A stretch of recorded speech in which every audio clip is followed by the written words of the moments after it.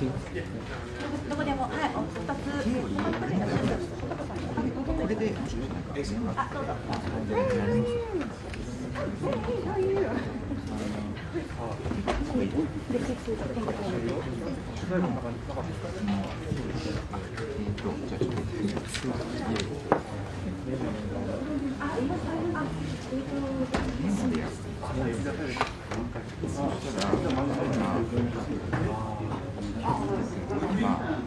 単純にメモ嫌いなんですけど、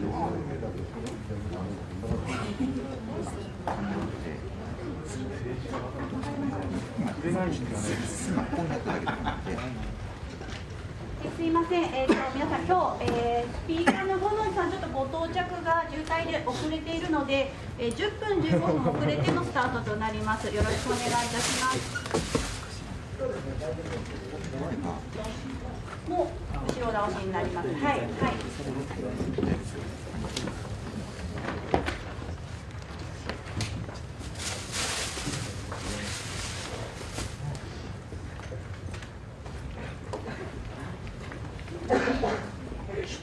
前置いてもいいですよ。はい。はい。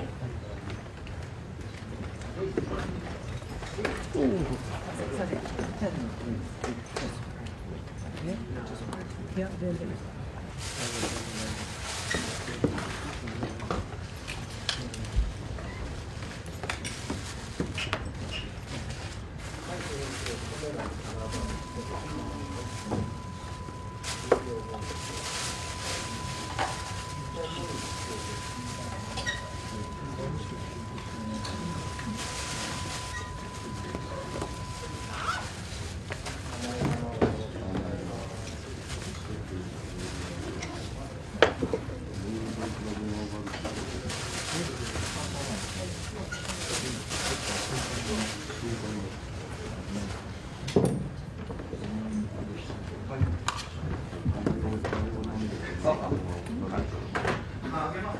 大丈夫、こちらでマイクお借りします。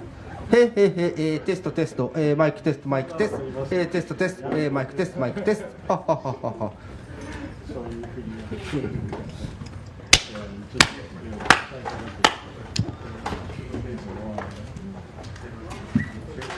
はい。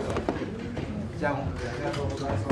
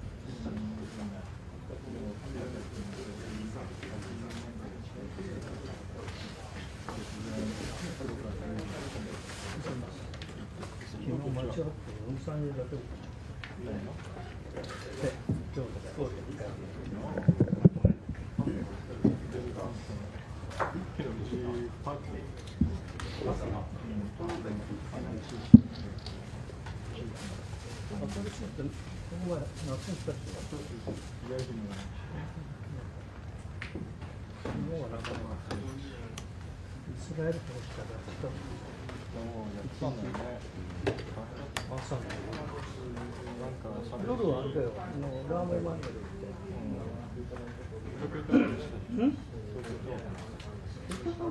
なんかタワーのユニバーシティ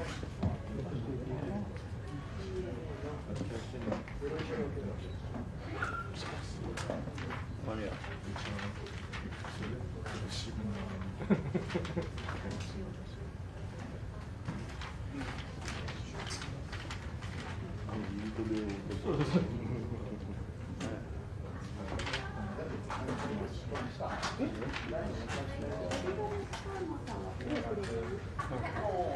あと2分。はい、わかりました。こっち取っていただく。一緒がいいかな。見始まったら席、一緒に回してお願いいたします。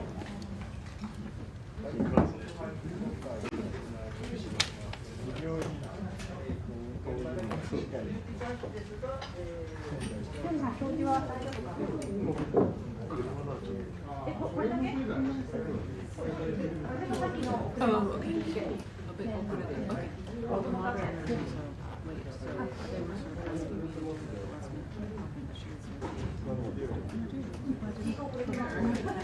会見が遅れて始まりまして、さっきの。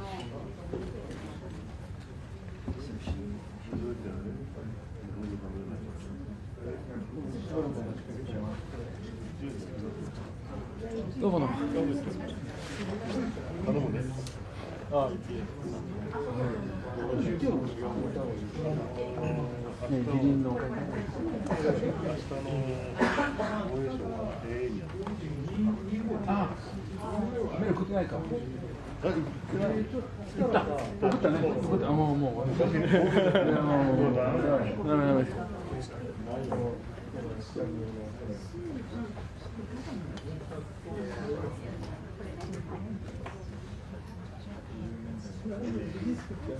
ありま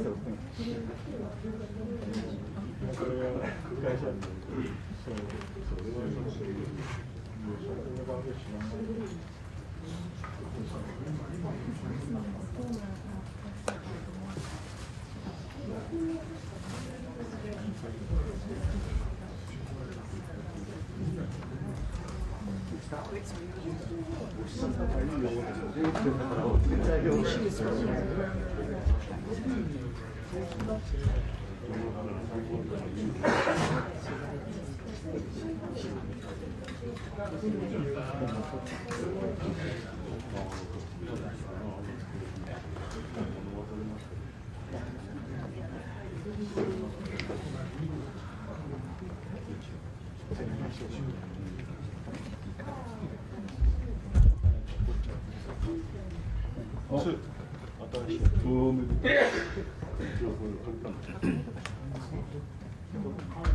やっぱり真っ黒になってた。すごいな。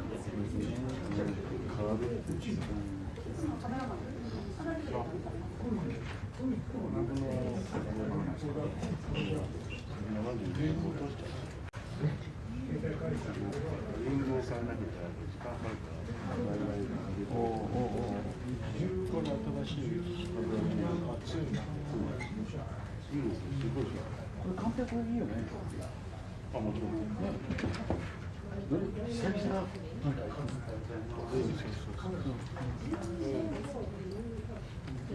We need to resolution.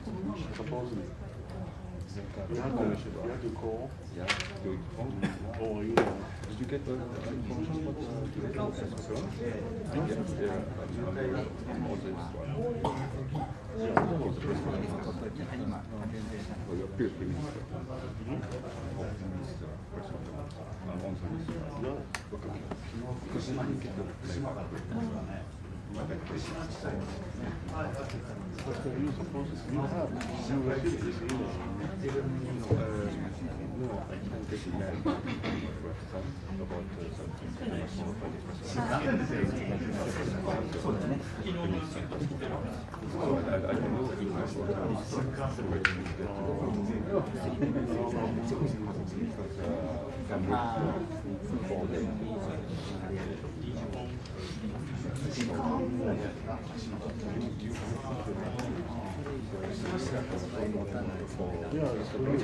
Excuse me?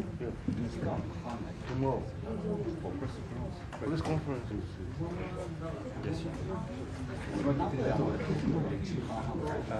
彼入ってる？あの部分入ってる？今晩。なんか古田さんの名前つけない。古田さんに知らなくて。でもな古田。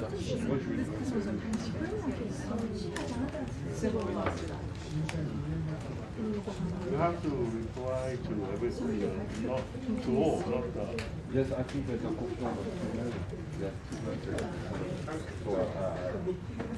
Because there's someone say, remember, you send the right word.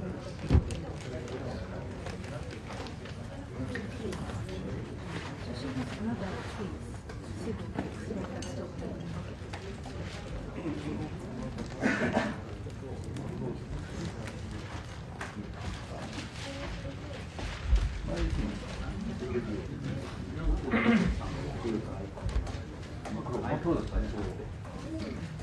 どのくらいを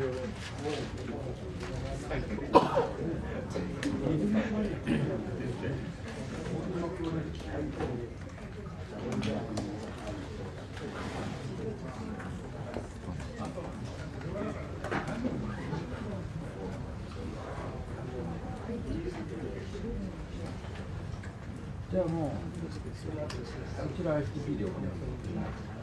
で、残りは、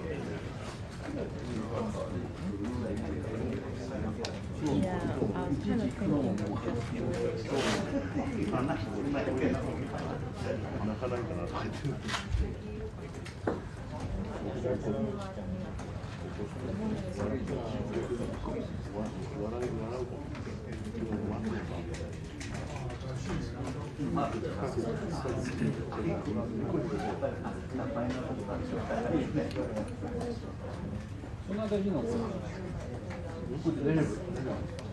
だからそう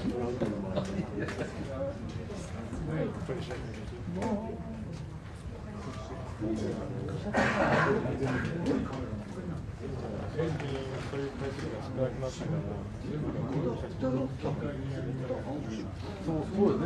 今まで言ってたらね。今まだ残ってるのは関係の社協。皆さん大変申し訳ないです。五ノ井さん20分ほど遅れるそうです。なのでそれと同じ会見の終了も20分遅れるようになります。大変申し訳ないです。10時20分。申し訳ないです。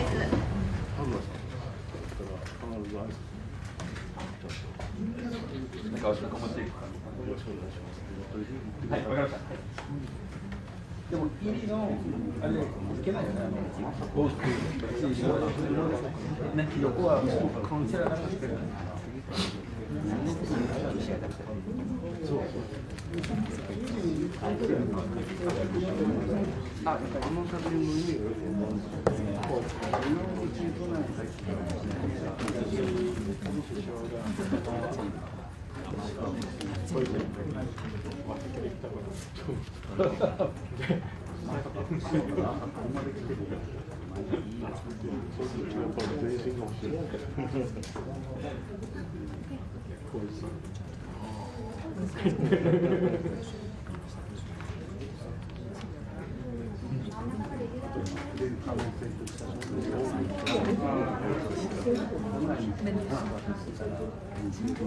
まあ途中ね、電波入ったらね。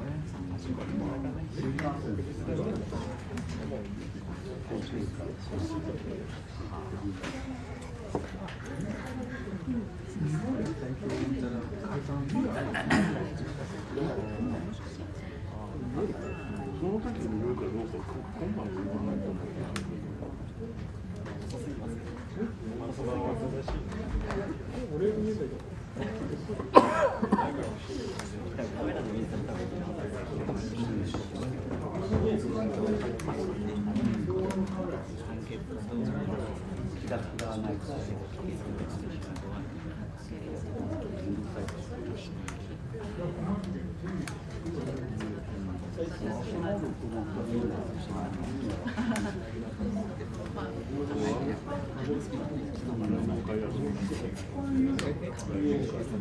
ごめんってあれね。あれね。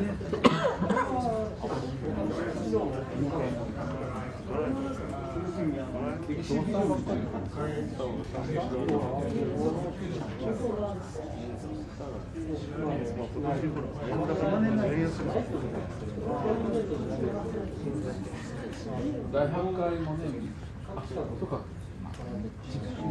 しないと両方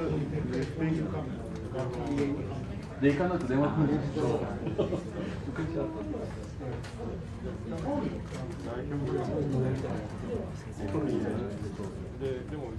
あ、これからも申請したから。いや、でもジュニアできないです。結局あったって言ったじゃん。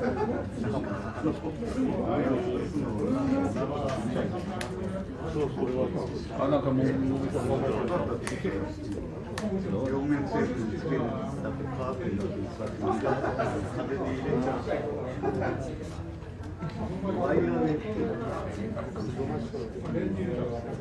ワイヤーで自分のことを風で回ってる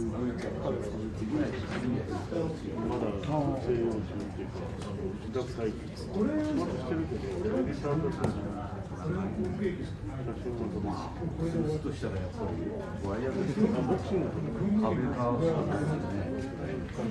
ヨガをやるんですけどゆらゆらしたらおかしいですよね。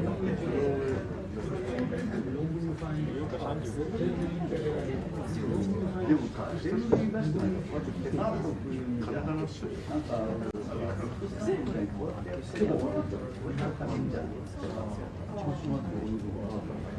ワールドそうまあそれも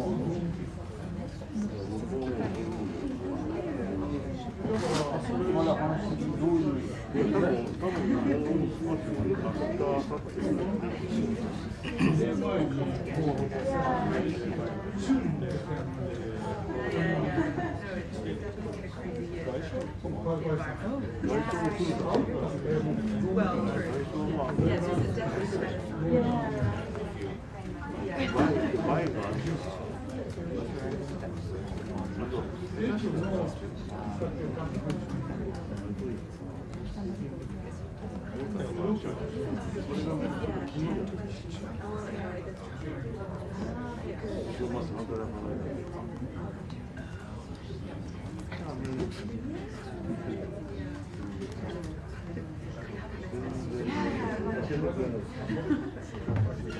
でも申請は特にないです。そしたらプレスカードあれば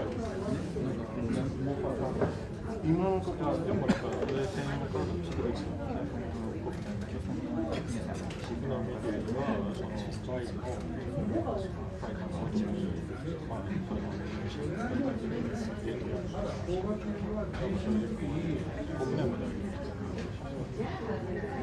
国内またそこの借金をする。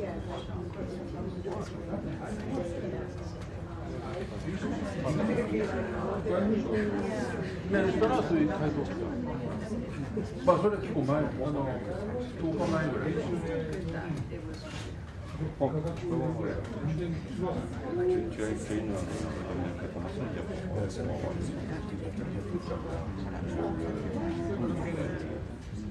Cuisinière, oui. Oui.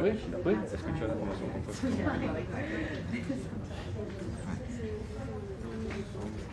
Parce que je viens de voir avec Plata et elle me dit qu'elle n'a pas confirmé ça. Ça, je trouve ça étrange. Je n'ai pas confirmé. Non. Non. Non, non. C'est pas bien.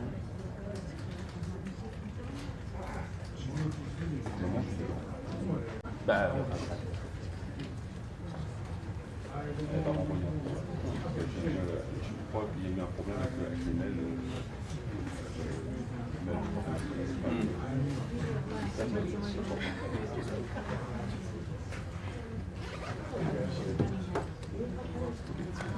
Bah, du coup, avec elle, moi je... Non, non, de toute façon, elle va, je pense qu'elle va renvoyer un peu.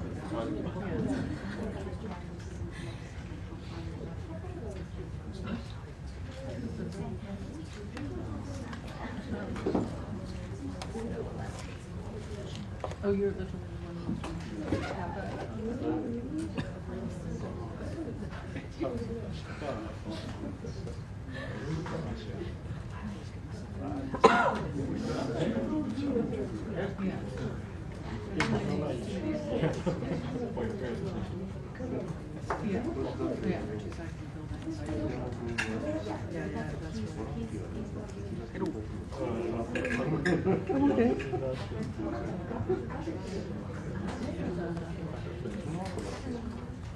Oh yeah, he was in Hong Kong, yeah?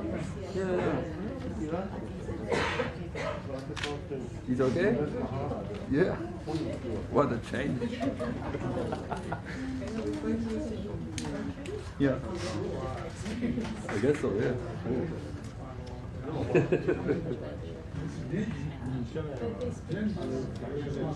Yeah.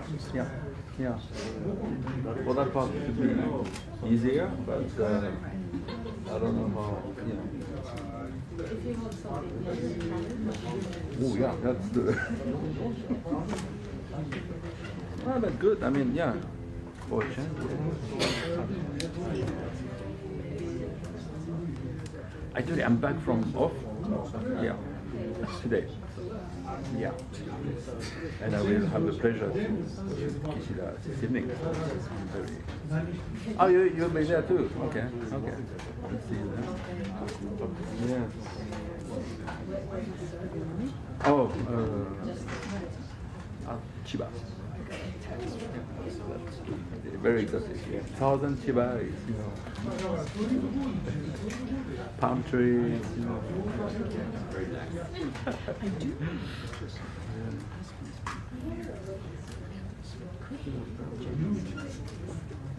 Oh, Haruka is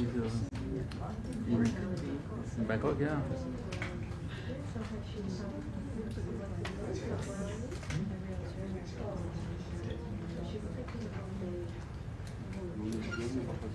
Good. It's a good place to take holiday. Yeah.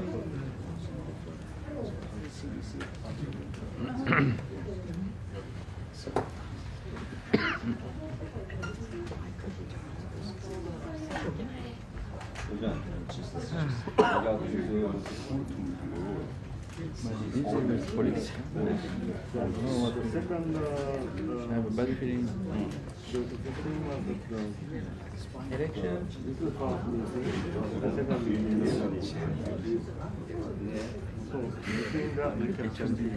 Another Jiminto guy. Your position is so small parties, so no chance. But most important is what they sign. Election day on Christmas Day would be nice, yeah, but they don't care. But no, it's too short. I think it's going to be the same. Well, yeah. Then the last one was no. Let's read it. Apparently the Mofa card is enough to cover. I mean, there is no. I asked the Mofa a few days, 10 days ago, and got that reply. Yeah. Nothing. It's a commemorative sign.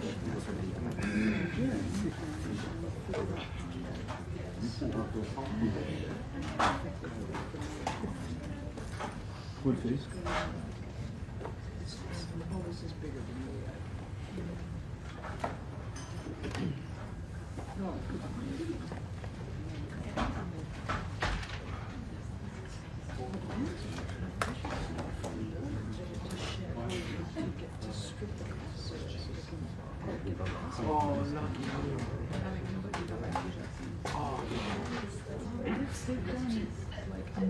I love rockets.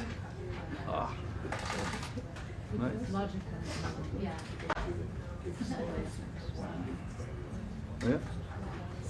So stay tuned.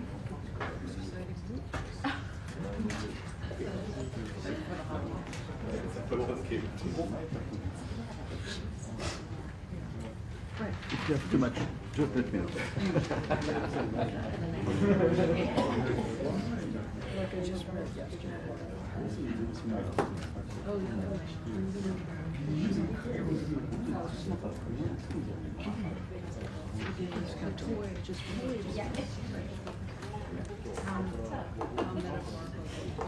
But it's old fashioned and 2 minutes of conversation, whereas it's really bidding adieu to purchase.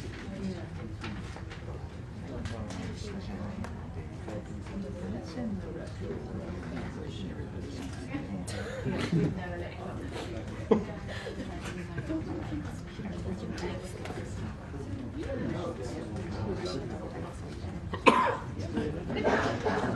Well, you can find time in 100 yen shops. They got 3.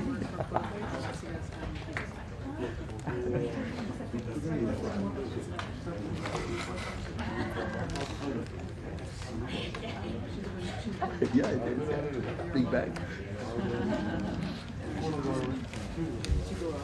I don't know how you managed to have profit with that. It's most of junk. Yeah.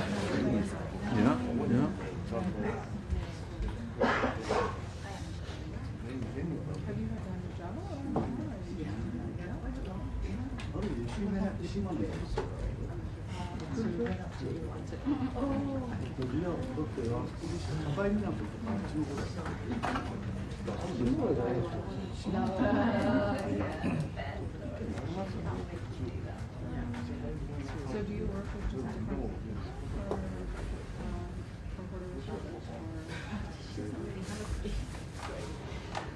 This is one of the international things. So they took me as kind of their top reporter and sent it to a producer who was English. And he'd been organizing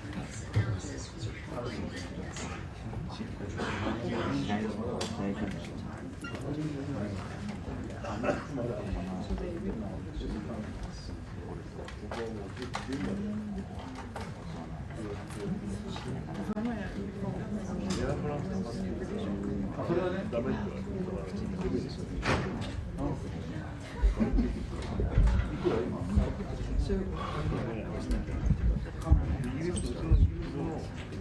会社のトラベリングポンドですね。1300ポンド。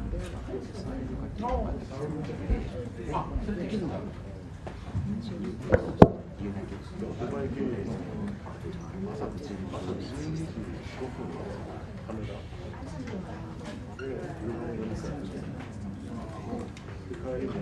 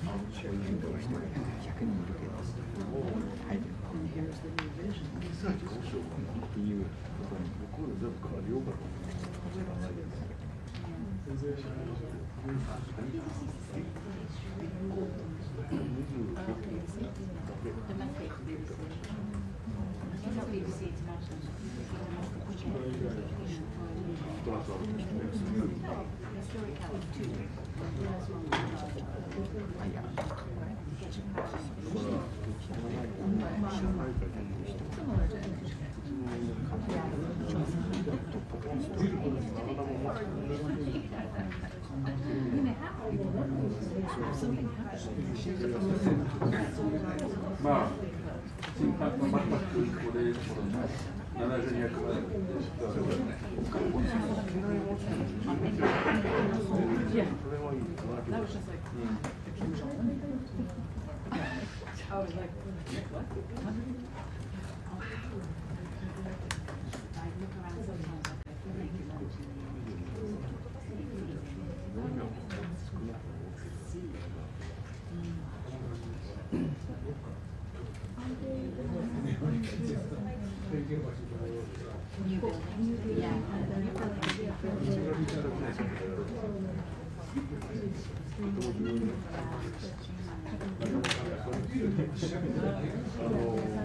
サ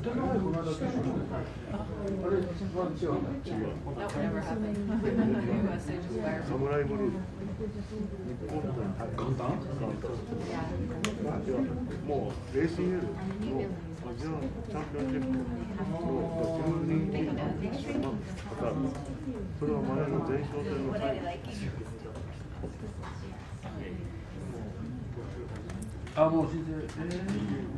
1月1日の14時。ちょうどね、先が回ってる。重要だよ。その後。はい。野木さん、こちらのお客さんの営業が絶対ある。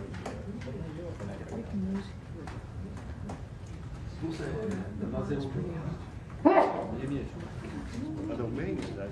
三笘とか久保はいないから。でも南のシーンは言ってるよ。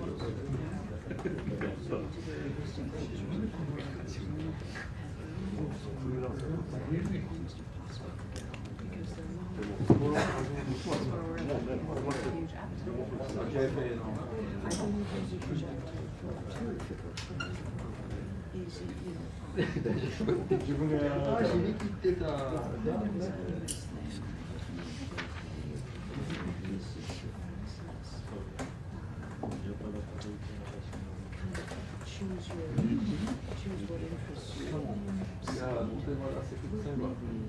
国立駐車場なし。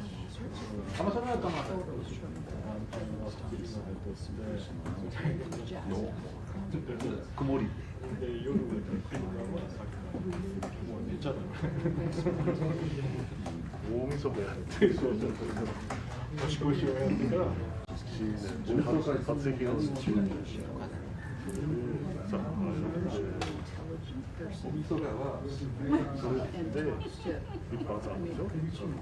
いや、それも微妙なエリアに近いから。でも一番言うんだから。大変申し訳ないです。間もなくというふうに伺ってますので、もう少々お待ちになってください。まだ。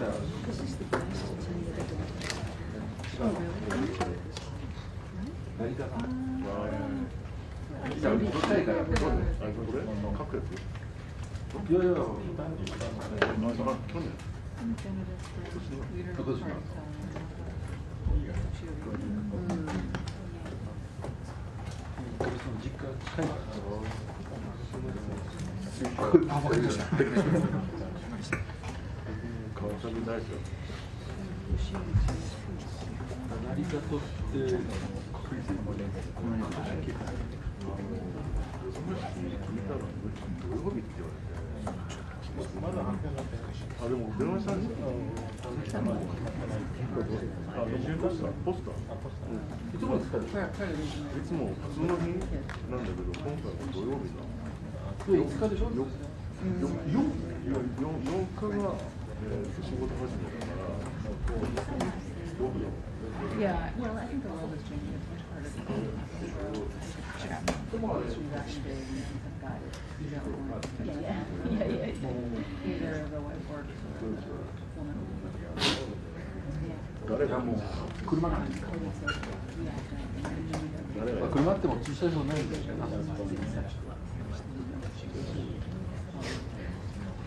いや、逆にまた買いたい。どこ当てる？Marcia, yeah, Marcia girl. Yeah, because our pyramid was one of the pyramids. When Marcia, oh, this is So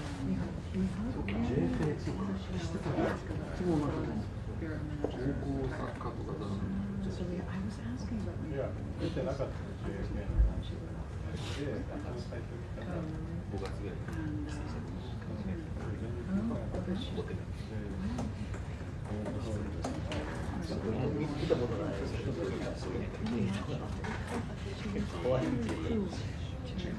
ずっと電話してた。電話して。そのうち電話そう。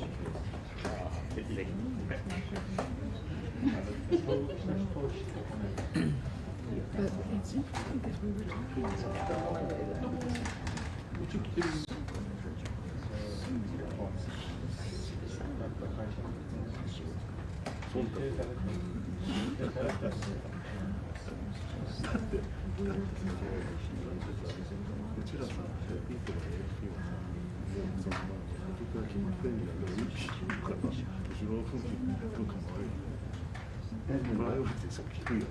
あまあね。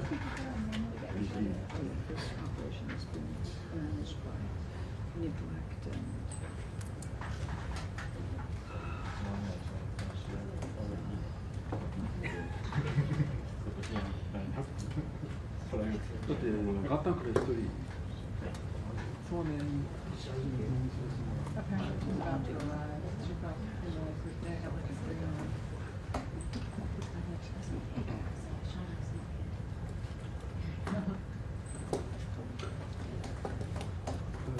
ラグビー明日会見でね。書いてありますよ。スポーツの人は。あでも申請なしな。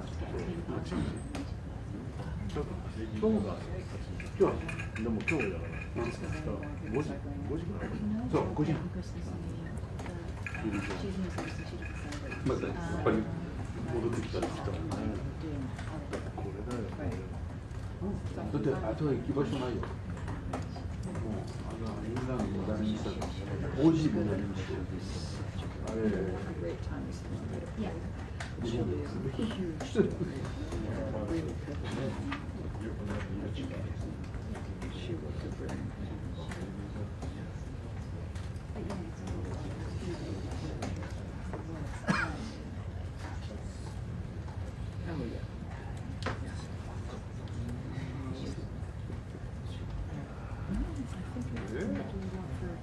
じゃあこれで行ってない来てるあ、野村君あら、来てたゴミ箱見てもらう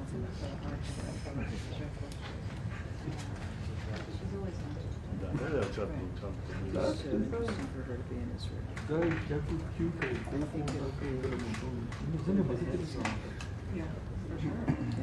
侍のやつ絞りたいね設定ラグビー協会日本ラグビー協会あ、エリー？エリーで書いてないですよこれはもちろんあ、まだわかんないみんな自分のです8時までまた円盤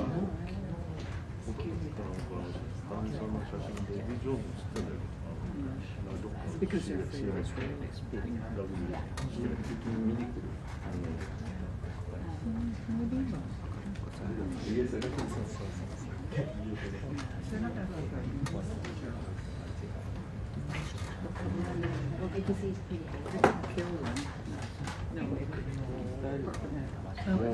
She was sure in no, true. But, yeah, but she would be in that situation. It's just a shame if Israel needs because it's pretty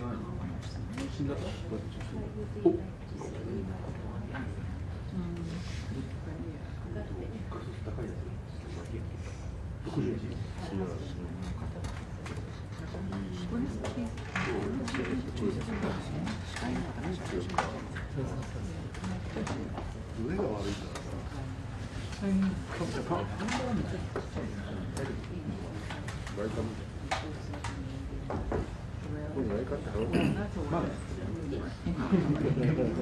私のライフの価値が大きく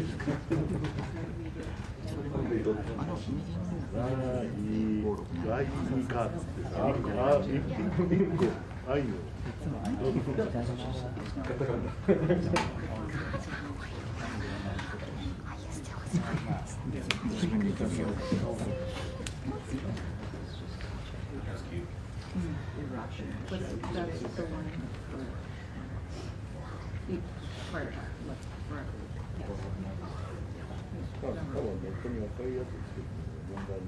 Although apparently 多分ソニーしか残んないと思う。持ってるんですよ。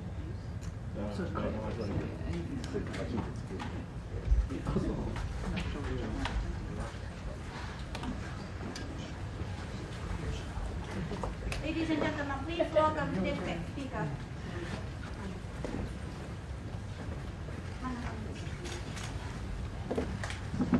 クローズアップ取る方、どうぞ真ん中の方をお進みになってください。立ったままでもよろしいですか。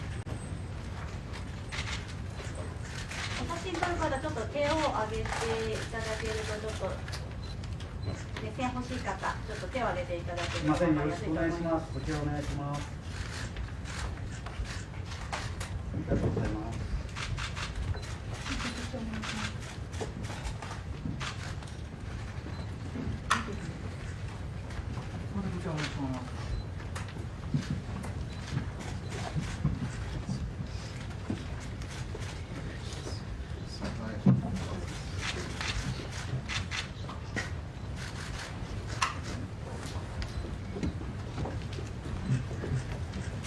ではこの辺でよろしいでしょうか。お席の方お取りになってください。この辺でお願いいたします。この辺でよろしいでしょうか。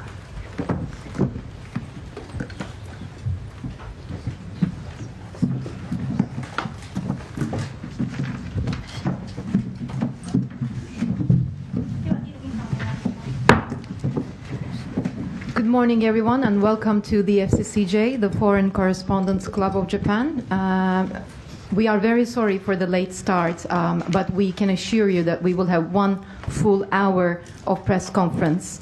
My name is Ilgin Yorulmaz. I'm the second vice president at FCCJ and a freelance journalist. The verdict in the criminal case of the alleged sexual assault of then Self-Defense Forces member Rina Gonoi by the 3 former colleagues was handed down, actually, by the Fukushima District Court on December 12th. She alleges that the 3 men forced themselves upon her and assaulted her. The accused have denied the allegations, but were dishonorably discharged from the self-defense forces. Gonoi-san has also since left the self-defense forces.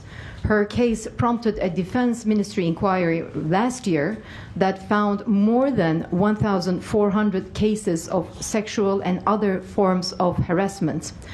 Gonoi-san was named as one of the 100 women for 2023 by the BBC, and also, I believe, was among the 100 people for the next generation for 2023 by the Time magazine.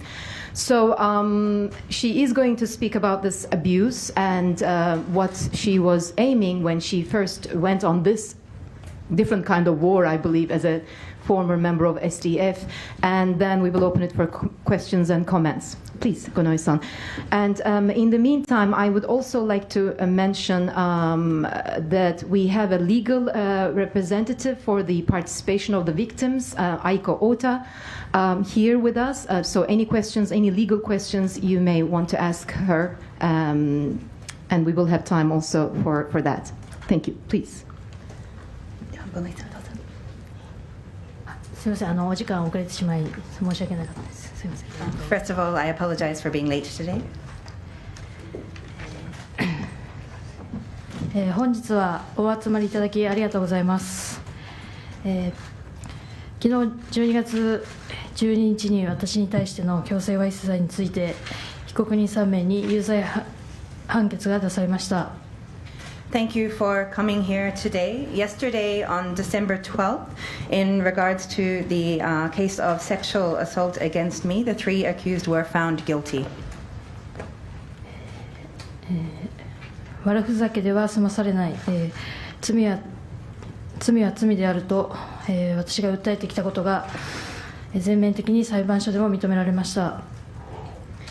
The court has now recognized what I have continued to speak out about. That is that things such as this cannot just be passed off as bad jokes, and that a crime is a crime. 今年6月29日から刑事裁判が始まり、初公判から第2回、3回、4回、5回、結審、判決と半年間、彼らと向き合い戦ってきました。The criminal trial began on June the 29th this year, and from the first trial to the second, third, fourth, and fifth trials, the trial conclusion and the verdict, I have continued to face against them and fight against them for around 6 months. 世の中に本件を告発してから約2年間自分の人生をかけて戦ってきました。この被害の経験は必要ありませんでしたが、この戦いに無駄なことは一つもありませんでした。Since I first spoke out about this case in public around 2 years ago, I have been continuing this fight really with my life, putting all my life toward it.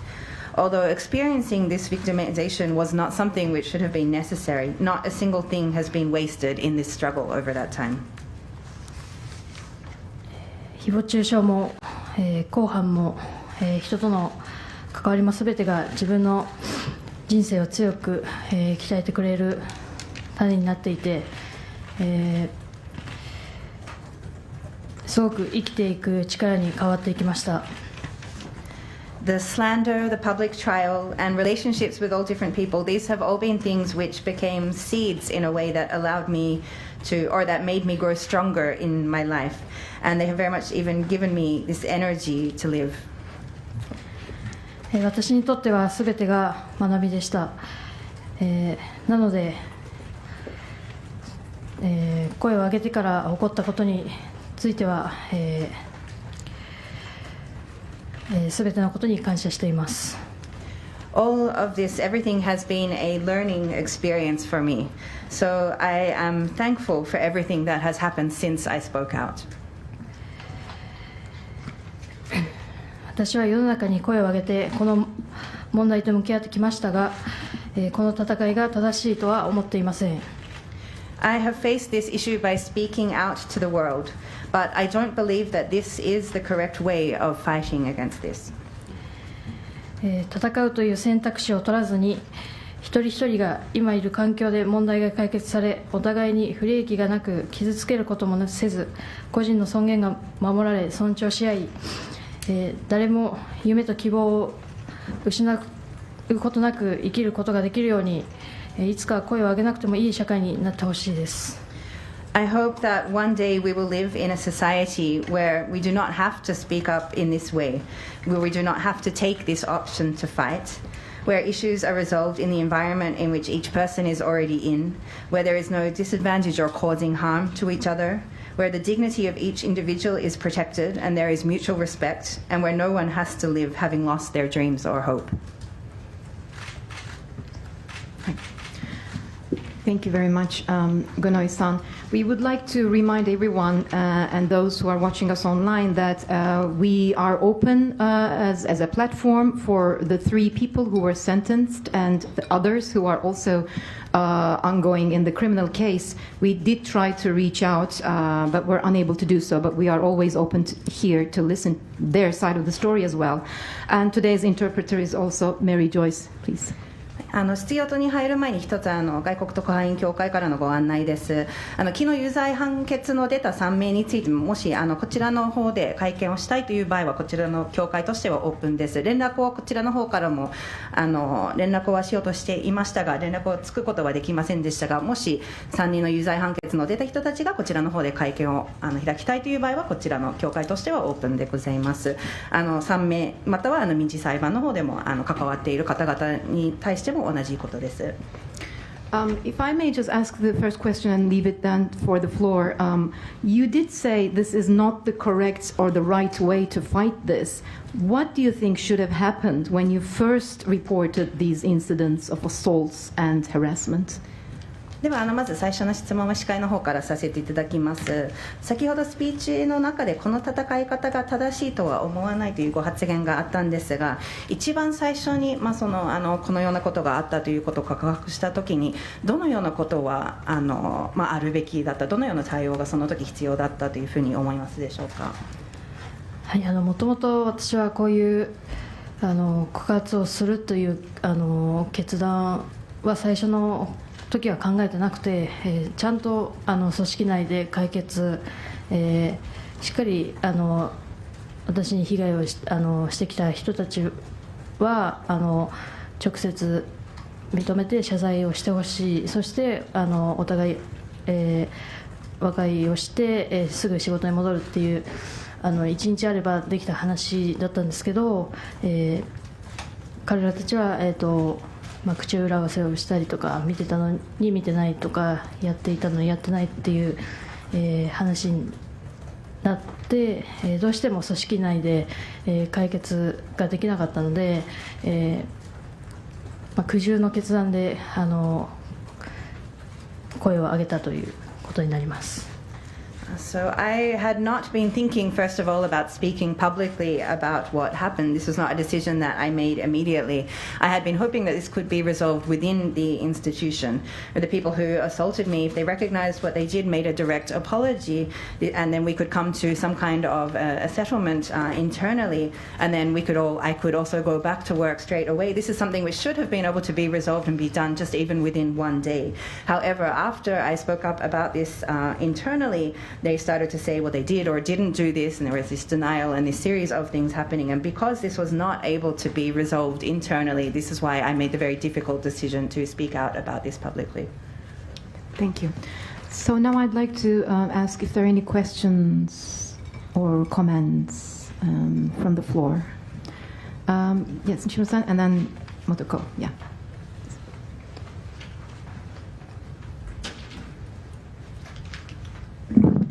Nishimura, freelance. Thank you very much for today. As you said, I see some kind of structural problem inside self-defense forces. I wonder what the people around you was doing when they see the sexual assault in front of them. So if someone around you protected you, you would not have indicted those three people. And is there any structural problem inside SDF if you see something about it? Thank you. フリーランスの西村と申します。自衛隊の中で構造的な問題があるというふうに見えるんですけれども、当時そのわいせつ行為があった時に周りの人たちはどのような行為、どのような反応をされていたのでしょうか。もしその時に誰かが五ノ井さんをもし守っていたのであれば、このような事態に告発もして、それで裁判になるような事態は防ぐことはできたと思うんですけれども、自衛隊の中の構造的な問題についてどのようにお考えでしょうか。全体的なのはちょっと私は分からないんですけど、私がいた部隊では被害があった後、調査を行われてはいたんですけど、誰一人証言が出てこなかったっていうのもありましたし、身内内で男性隊員同士がかばい合うっていうこともありましたし、口裏合わせをしたりとか、いろんなことがあって証言が出てこなかったっていうのもありました。I'm not able to speak about the overall situation. However, within the troop in which I was based, where I was stationed after the assault, an investigation did happen internally. However, there was not a single testimony or a single person who spoke out about having witnessed anything. We could see that the male members of the troop were covering up for each other, and they were not speaking out about this, and so not a single person said that they had seen anything.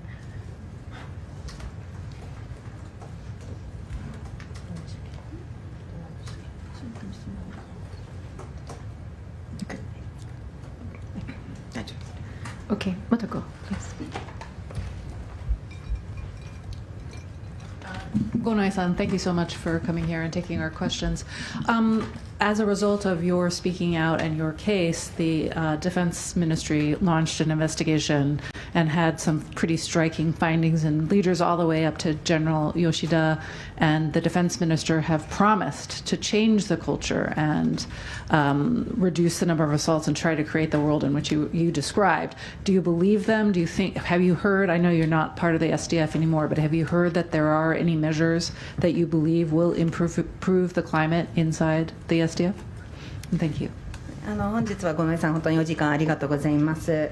今回、五ノ井さんが告白してから防衛省の中にも調査が行われました。それがかなりハイレベル、本当大臣レベルまでもその話が届いているということなんですけれども、その大臣または吉田さんなどの発言の中で、自衛隊の中の文化も変える、このようなことは今後は防ぐ、予防をする、または五ノ井さんが話されたような世界を作ることを目指すというようなことが自衛隊のトップとしては発言はされているんですけれども、今は中にはいらっしゃらないと思いますが、そのような話を信じることはできるのでしょうか。改善に向けて何か取り組みなどが自衛隊の中で今行われているなどという、もし聞いている話ですとか、周りからまたご自身の考えについてコメントをお願いします。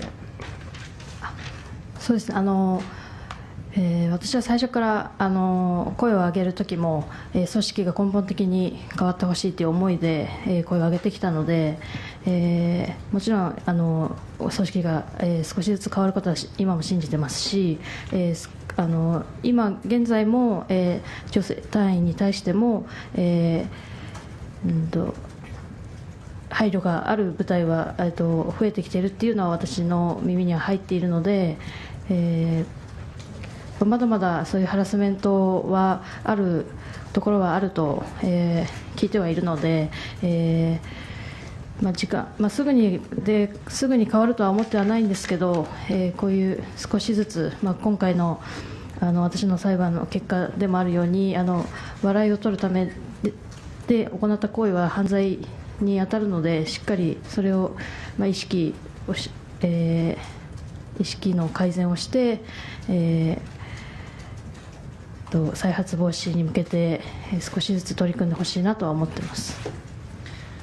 Since the time, or at the time that I first spoke up about this, I did this also because I did want to see fundamental change within the institution, within the self-defense forces. So even now, I do believe that little by little, the situation will continue to improve, to get better. I am hearing also that there are more troops which are having more consideration, for example, for female members within the SDF. However, at the same time, I am also hearing about harassment still existing in certain places within as well. I don't necessarily expect that there will be immediate overall change. However, I think that little by little we will be seeing improvements. We are seeing improvements. And I think that the verdict in my case yesterday will also help to make sure that people will understand that even if they think that they are doing something to make people laugh, that a crime is a crime. And this will allow them to be more aware of this. And I hope that there can be more steps to improve the understanding of this and to prevent reoccurrence and create the better overall improvement of the SDF. Okay, thank you. Yes, please. If you can, please state your name and affiliation. Thank you. お名前と所属の方をお願いします。質問は日本語でも英語でも大丈夫です。フロイターの村上です。今日はありがとうございました。悪いことは悪いと声を上げる重要性についてもいろいろと言及されてきましたけれども、五ノ井さん、五ノ井さんが被害を訴えられてから自衛隊内でも声を上げていくっていう流れができていると感じられていますでしょうか。五ノ井さんが被害を訴えられて自衛隊内から個人的に五ノ井さんに連絡があったり、どういった反応があるのかを踏まえてちょっと教えていただければと思います。お願いします。My name is Murakami. You have spoken today and on numerous occasions about what is wrong, and how important it is to speak up about this. I'd like to ask, in your reflections, since you first spoke up about this, have you felt that there is more openness or more ability for people to speak out from within the SDF about these kind of incidences? For example, have you had people from within the SDF contacting you directly, or what kind of response has there been, or have you personally experienced? 自衛隊では特別防衛監察も行われていて、その時に声を上げられなかった隊員の方たちが勇気を持って初めて上司の方に話せたとか、それは女性隊員だけではなくて男性隊員の方もやっぱパワハラに遭っている方もいるので、そういう人たちが少しずつ声を上げていってるっていうのは私の耳には入っています。Since I first spoke out within the SDF, there has been a special investigation conducted, and within that, there were many cases of people who earlier had not spoken out about any harassment that they had experienced, but as part of this investigation, first spoke out to their superiors or as part of this as well. This was not only female SDF members, but also male members, for example, in relation to power harassment as well. So I do believe that little by little, there are more people and there is more of an environment for being able to speak out.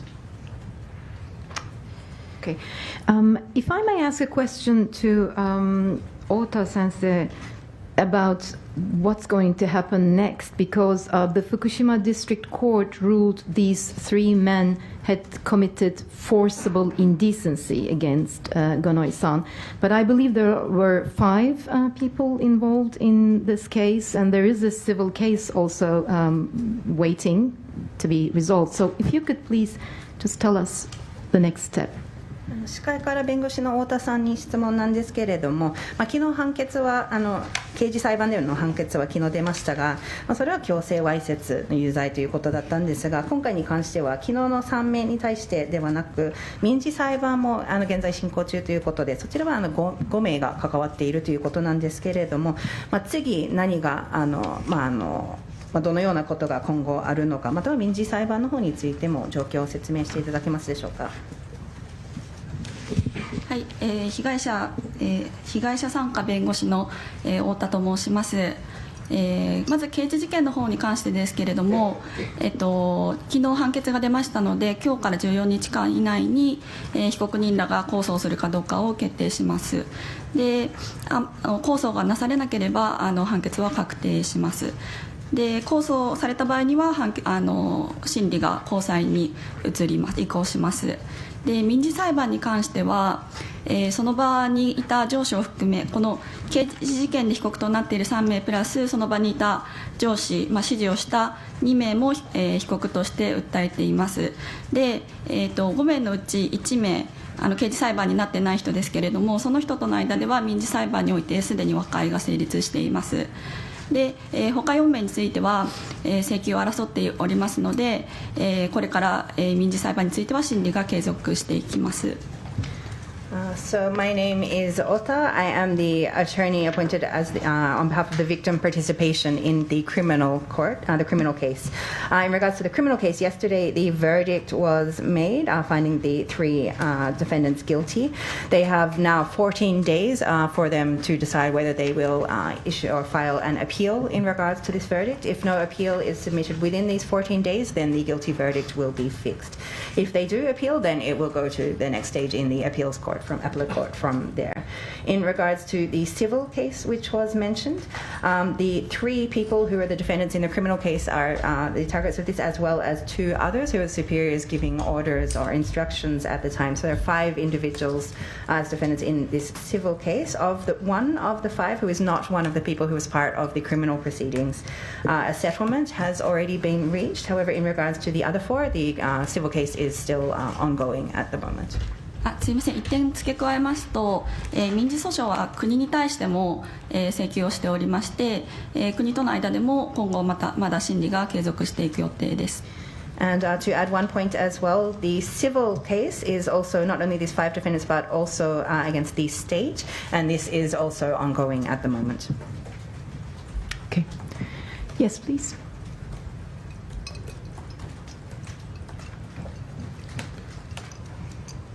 朝日新聞の島崎と申します。本日はありがとうございます。五ノ井さんと太田さんにそれぞれ一つずつお伺いしたいんですが、五ノ井さんに対しては、昨日判決ということで、事前の取材では大変やっぱりプレッシャーを感じられていると、重いプレッシャーを感じられているというふうに話されていました。これまでも裁判所に行くたびにとっても辛い思いをされてきたと思うんですけれども、昨日の判決を率直にどういう思いで見つめて聞いていたのか、聞いている最中にどんなことを考えたのか、そして今日の会見までに何か考えられたことがあれば、ちょっとその気持ちのところを教えてもうちょっといただければと思います。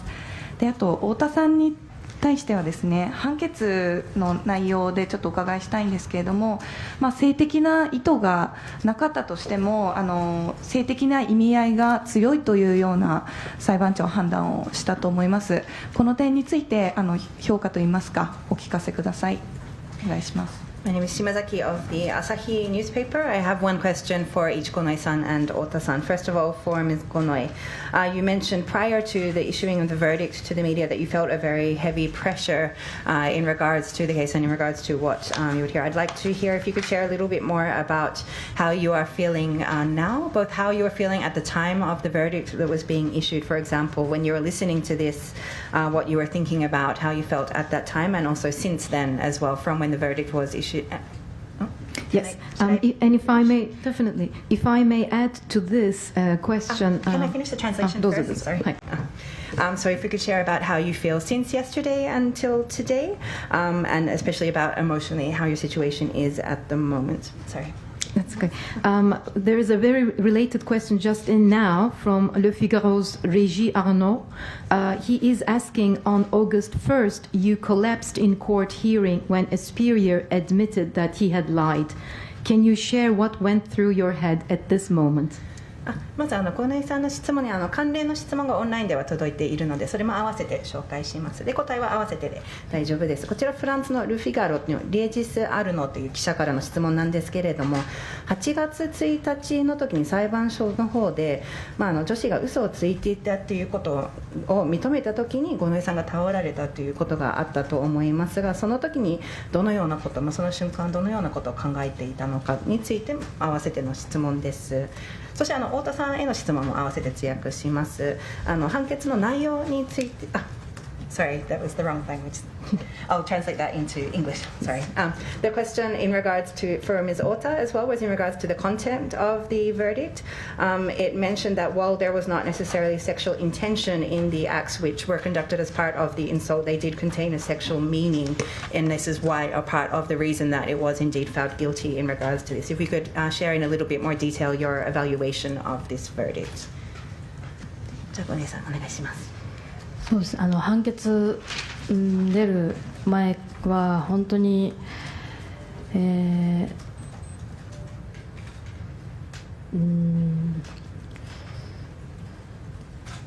私の中では本当に自分の命を削って法廷の場で立って彼らたちと向き合って、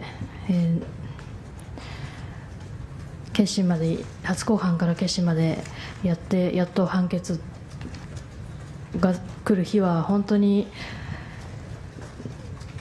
前の日も寝れなかったですし、もし仮に、正しい判決が出なかったら私は生きていけるんだろうかとか、いろんなことを考えながら当日を迎えました。So first of all, before the verdict, how I was feeling then, I really felt that I put everything of my life on the line as part of this struggle.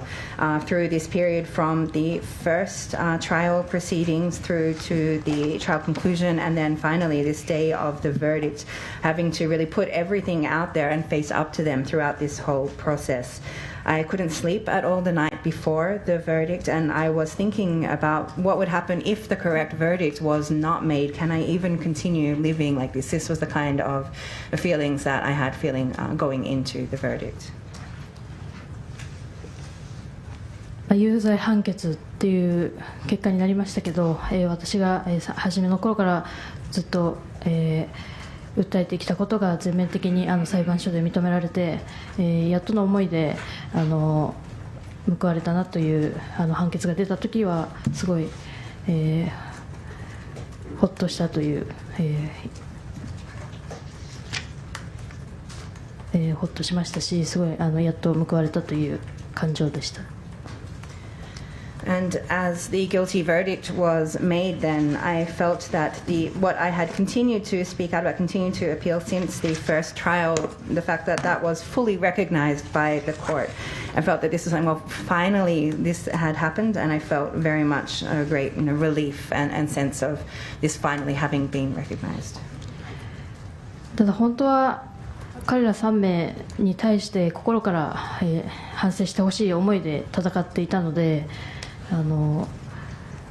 私の思いが全く彼らたちには伝わらなかったという面では、残念だったなという思いはあります。However, really what I have been striving for through this whole process is to have the three of them feel sincere regret from what they have done. And so the fact that my feeling and what I've been speaking about has just not been understood or not been accepted by them is something which is very unfortunate. だからこそこの、笑いを取るためでは許されない行為は犯罪だということをしっかり、彼らたちにも、知る必要があったと思いますし、日本社会にとっても、悪いものは悪いとこの行為は犯罪なんだと、知らせることもできたのでそれは良かったんじゃないかと思います。However, I think that showing that something that is done, even if it's done for the purpose of trying to make people laugh, is still a crime, is something that they need to know, and this is also something that needs to be understood by Japanese society, that what is wrong, and that these such acts are indeed a crime as well. So this is something both for them but also for the broader society to understand.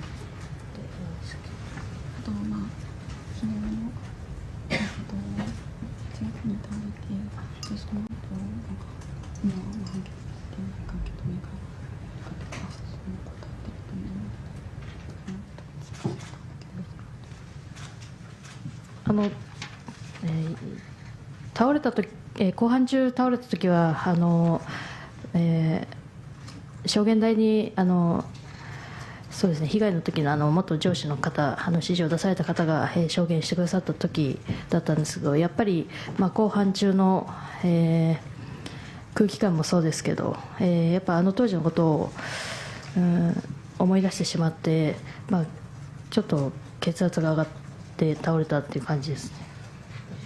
And in regards to when I collapsed during the court hearings as well, this was at the time when my former superior was speaking or within the court proceedings, and this was the overall feeling then at the time, but also throughout the entire proceedings. This was something which was reminding me or making me remember what had indeed happened, and this was the situation then. 私の方にあった質問ですけれども、状況としましては被告人の一人が、五ノ井さんをベッドに倒した上で腰を前後に動かして振ったっていうことは認めていたものの、それについては笑いを取るためにやった行為であって性的な意図はないんだっていうふうな主張をしていたことについて、裁判所が、判断したものですけれども、強制わいせつの行為というのはその主観的な本人加害者がどういうふうにな意図で行っていたかだけではなくて、その行為が持つそのものの性質ですとか、もういろんな周りの状況ですとか全ての状況、いろんな事情に照らして判断するべきですというふうに言った上で、今回の行為というのは性的な意味合いの強い行為ですし、本人も自分の判断で陰部を接触させていて、性的意味合いがないから強制わいせつにならないんだっていう主張は、通らないっていうふうに、ご判断いただきました。で、当該判断については当然のことだと思いますし、そういったわいせつ行為があったとしても加害者がそれが笑いを取るためだから大丈夫だっていうような言い訳っていうのは絶対に許されるものではないですし、その行為によって笑いを取るためであれそうでなかれ被害者は傷ついているので当然の判断かなというふうに考えています。And in regards to the question about the verdict, within this, the defendant admitted the fact that they had pushed her down onto a bed and then with his hips gone back and forth, and said that, however, he did this in order to make people laugh, however, without any kind of sexual intention, which was why he said that this was not recognized as this. However, the judge in his verdict said that in the case, such cases of forced indecent assault, forced sexual assault, regardless, or it is not not only the intention of the perpetrator, which should be considered when making the judgment, however, it is the nature of the act itself, the surrounding context, and many other factors which also need to be taken into account when making a decision in regards to this. And therefore, looking at this act, even if the defendant said that they did not have that intention, did indeed have a strong sexual meaning in regards to that. Therefore, the claim that this was something which had no sexual intention was not something that was accepted by the court. I believe that this decision is something natural, that such kind of assaults are not acceptable, of course, even if the perpetrator says that they were doing it for the purpose of making other people laugh. Either way, whatever this intention is, it is something which hurts the victim, which causes damage, and therefore it is a natural decision that this was indeed found guilty. Okay. Yes, please. 毎日新聞の明珍と言います。五ノ井さん、今日はありがとうございます。今年の9月ですけれども、五ノ井さんの行動は海外にも知られるところとなり、アメリカのタイム誌の次世代の100人に選ばれました。でそのことについての感想を改めて伺いたいのと、あと同じように戦っている女性たちが自衛官にもいるんですが、沖縄のですね、那覇基地にいた現役の女性自衛官がやはり今年2月に国外訴訟を起こしました。もしその原告にエールの言葉があればお願いいたします。My name is Myochin of the Mainichi newspaper. Thank you, Gonoi-san, for your time today. In September of this year, your acts in speaking out have been also recognized internationally, and you were selected as one of the Time magazine's Next 100, I believe. If you could provide some kind of comment about your impression or how this is for you. And next, there are other women within the SDF who are facing the same kind of struggles, the same kind of situation. There is one current SDF member in the Naha base in Okinawa who in February of this year also filed a legal suit. I'd like to ask if you have any kind of message of support to her.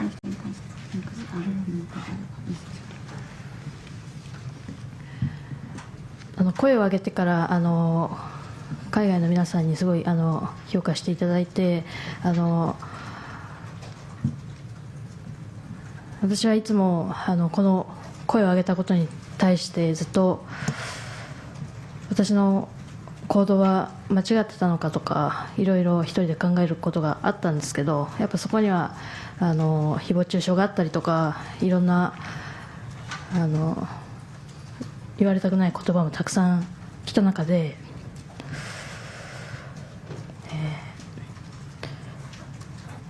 評価してくださる場所が、あるっていうところに私はすごく救われました。Since speaking up, people from outside of Japan have continuously encouraged or highly evaluated what I have done, my acts, since I've spoken out. At times when, of course, I was wondering whether I had indeed done the right thing, whether it was wrong to speak up. At times when I was experiencing slander or having to hear words that nobody would want to hear against me, knowing that there was somewhere that recognized or accepted and praised what it was that I was doing was something which was a great support or help to me.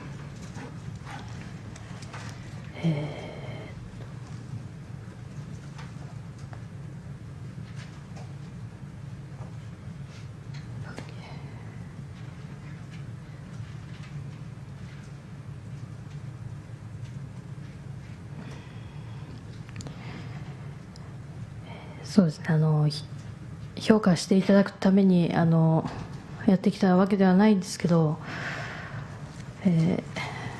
どうしても日本で声を上げると、心を引き裂くような批判的な声がたくさん届いて、もちろん応援はありますけど、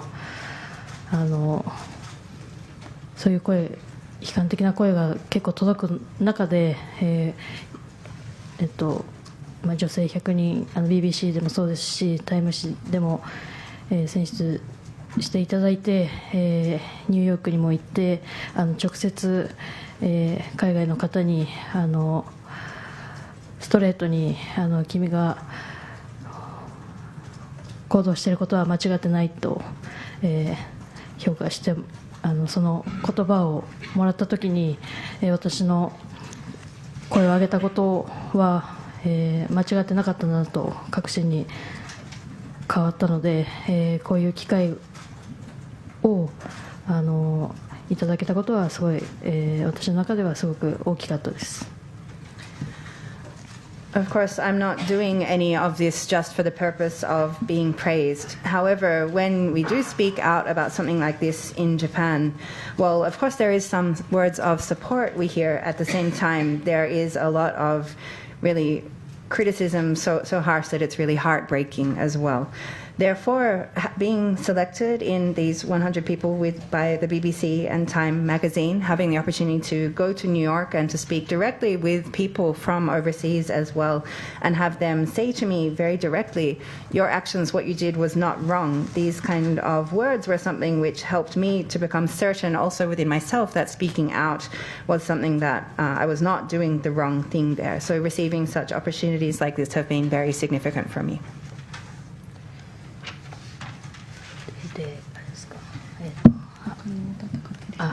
その私以外でもまだまだその戦っている方はいるというお話でしたけど、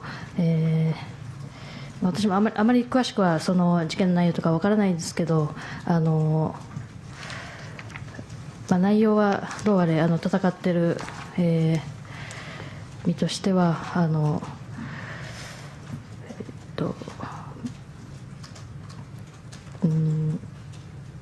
無理をしないように自分に素直になって、そうですね、本当に戦うっていうことは本当に命を削ってると同じことだと思ってるので、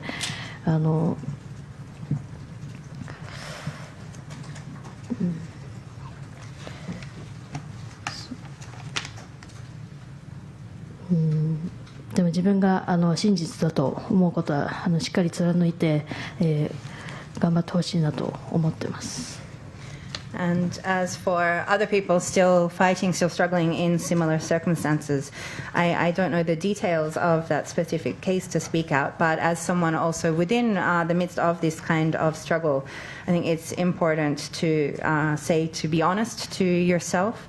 While taking up this kind of a fight is something which is really putting yourself or your life on the line in a way, but knowing that you are doing the right thing, knowing that it is the truth to continue, and I just wish them the best. Okay. Any other questions? 1, 2. Yes. Go ahead.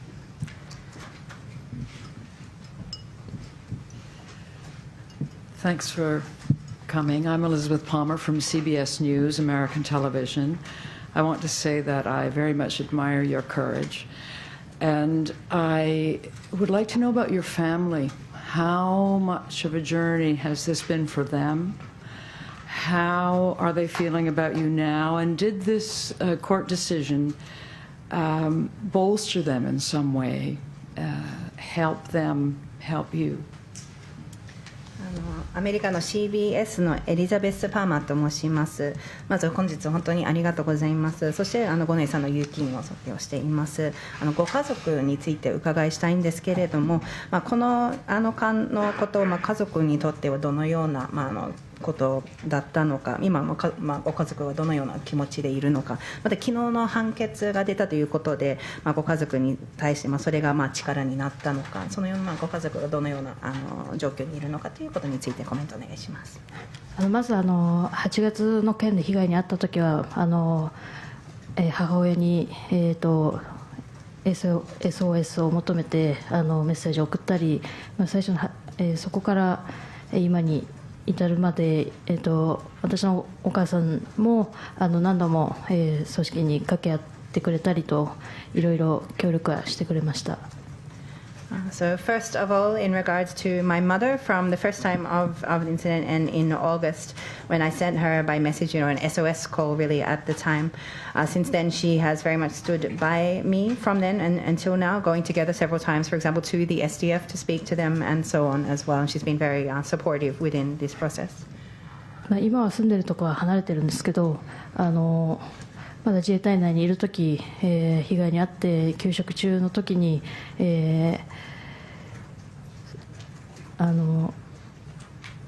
そうですね、被害届を出して、そこから、私一人で戦ってきたんですけど、不起訴になってしまった時に、一番近くで支えてくれたのは、お母さんだったので、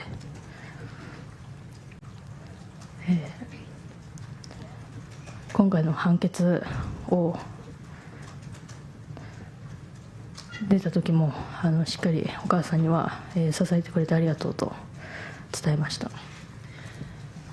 And although we are not living close by now, we are living apart now. At the time, initially, when I was on leave from my job within the SDF after the assault, and from when I first submitted the report, I was very much fighting alone in this. However, after the defendants were not indicted, she was the person who was standing the most by me, who was supportive and really together with me, my mother, throughout all of this as well.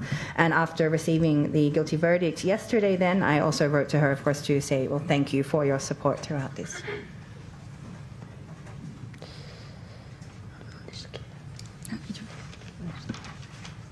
Okay. Any other? Yes, please.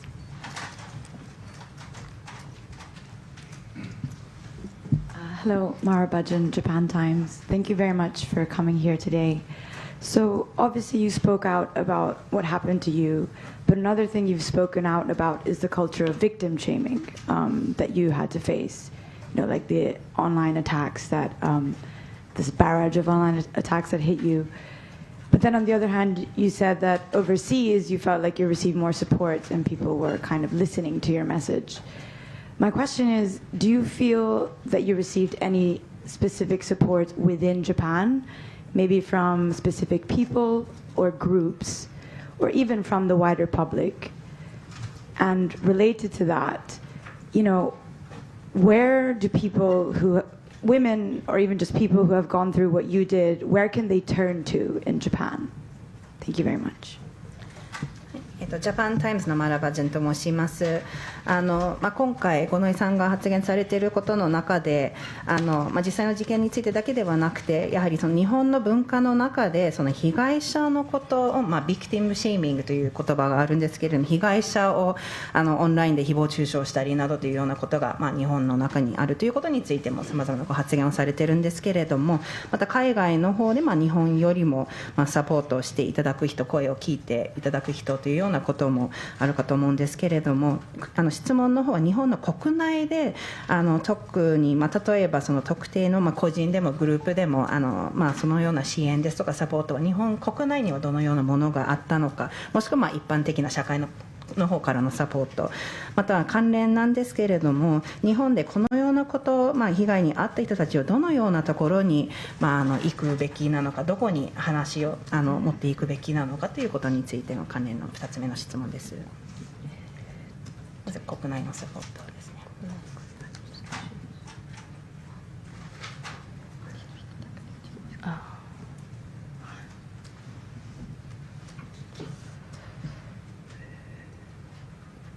私が誹謗中傷を受けてた時は何か支援をしてくださる場所っていうのは別に探していなかったというか、私は本当に近くにいた友人とか、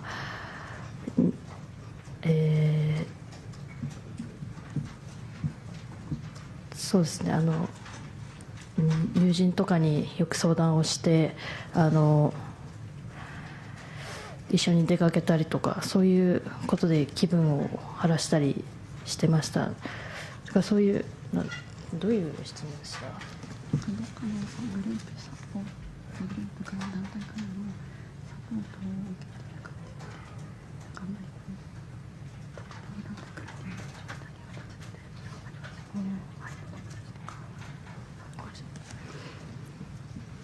なんだっけ、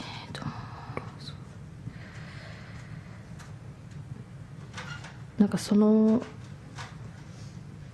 私は別に誹謗中傷窓口っていうのはあんまり分かってはないので、誹謗中傷を受けて傷ついた時は本当にこれは許せないと思ったものは警察に相談をしましたし、被害届も出してしっかり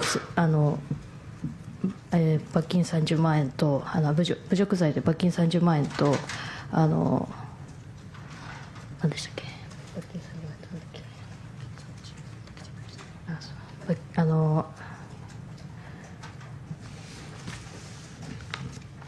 け、略式起訴になって罰金30万円を支払って、終えたものもあるんですけど、誹謗中傷に対してちょっと質問ずれるかもしれないですけど、誹謗中傷に対して思うのはやっぱり言葉は凶器だと思ってますし、それを受け取った側は一生の傷にもかかわらず、そういう心を、殺すような言葉を使った人は、たった罰金30万円で許される日本の法律はちょっと私はあまり納得はいってないです。So first of all, when I was experiencing this kind of slander online, I don't necessarily know about which, or in terms of a place to support, I wasn't necessarily seeking out a particular place or service to help at that time. However, it was the friends close to me who I spoke to about this, who they helped me throughout this as well. We would go out together and they would help me to feel better in this situation as well. I don't specifically know details of what kind of consultation or support counseling services there might be, but in cases of something which is severe, I did also go to the police to file reports against this, for example. And there was a case where, in regards to online slander, also a fine of 300,000 Japanese yen was issued to the person responsible for this in one finding, for example. However, what I really feel about this kind of slander is that words are a weapon, and they are something which can really harm someone or cause lifelong harm. So when we have these kinds of situations of people using words that have the power of really destroying someone's heart or spirit in a way, the Japanese law, which all that they find them accountable for is a 300,000 yen Japanese fine. This is not something which I feel is enough or is acceptable. Any more? 1, 2. So, first you.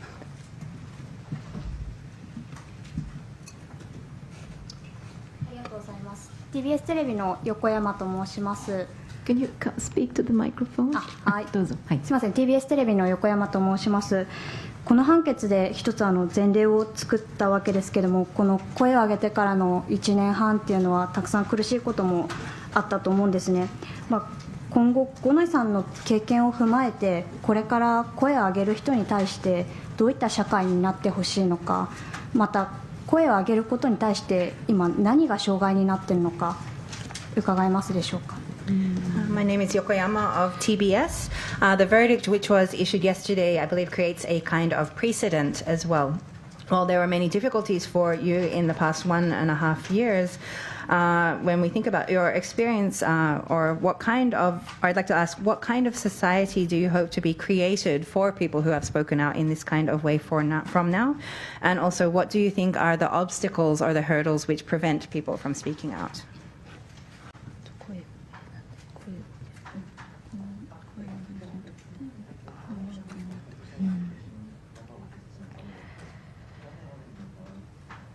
Mm.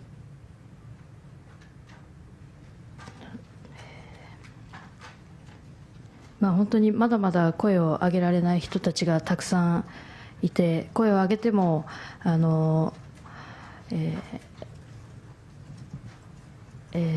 取り合ってもらえないという方々も、たくさんいるので、まず本当に、その場の環境をしっかり声を上げやすい環境になってほしいなと思いますし、私は本当に告発が正しい戦い方だとは思ってないので、こういう実名とか顔をさらしてやることがもう今後起きても欲しくないと思ってますし、こうなる前にしっかり今いる環境で声を上げて解決に導いて、お互い不利益がないような環境になってほしいなと思ってますし、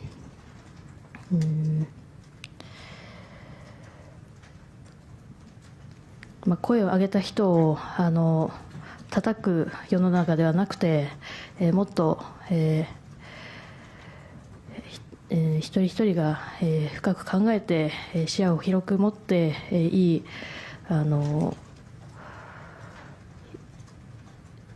批判的な言葉じゃなくて、いい未来に向かっていくようなみんな考え方をしてほしいなとは思ってます。There are still many people who are now not able to speak out, or some who are speaking out, but this is not being listened to or action being taken in regards for this. I really hope that there can be in each environment, or it can be made easier for people to be able to speak out for this. As I said, for me, I don't think that having to speak out in this way or fighting in this way is the correct way that it should be. And I hope that no one else will have to speak out in the way that I have, bringing also my face, my real name in public in this kind of way as well. I hope that, or the situation should be resolved before it ever reaches that kind of point as well. Should be able to be resolved before someone has to speak out in this way, and there should be able to be a way to build relationships which are not at a disadvantage to anyone there as well. When we also think about the society where people who do speak out, therefore, or then undergo bashing as well, I think that I really hope that we can create a kind of society where each and every person can think about things more carefully, can have a broader perspective, not use these kind of critical words, but rather think about what can be done to create a better future.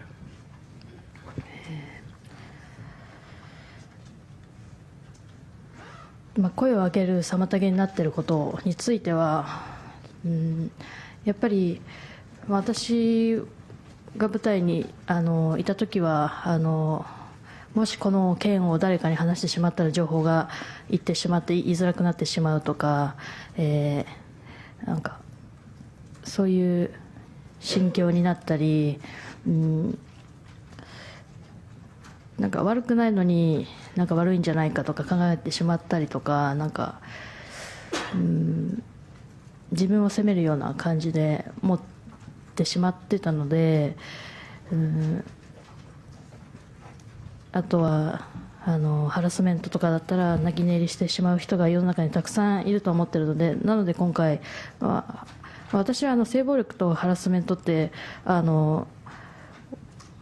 ずっと言ってきましたけども、ハラスメントであっても犯罪、どうしてもなんかハラスメントと性暴力ってハラスメントの方が軽いってなんか思われてますけど、私はそう思ってなくて、ハラスメントだって犯罪なので、それを今回こうやって示したかったですし、コミュニケーションの一環であっても笑いを取るためであってもハラスメントと言われるものであっても犯罪は犯罪なので、しっかりそこは今回この判決に有罪判決で分かったと思うので、どんどん男女ともにですけど泣き寝入りせず声を上げていってほしいなとは思ってますね。決して悪いことではないと思っているので、そうですね。And as for obstacles or things which are stopping people from speaking out, for me, when I was still in the troops, still in the SDF, I was thinking about, well, if I did speak out about this, would it be hard for me to stay here? Would it be hard for me to remain here? I was very worried and concerned about this situation. And although I knew that I was not in the wrong, I was feeling that perhaps I was doing something wrong, criticizing or blaming myself as well.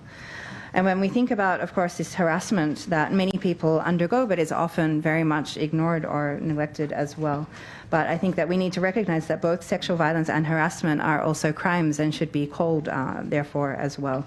There is a tendency of people maybe to see harassment as something much lighter or not as serious. But we also really need to recognize that harassment is also a crime, and I think that the verdict yesterday, the guilty verdict, has shown this, has proven this as well.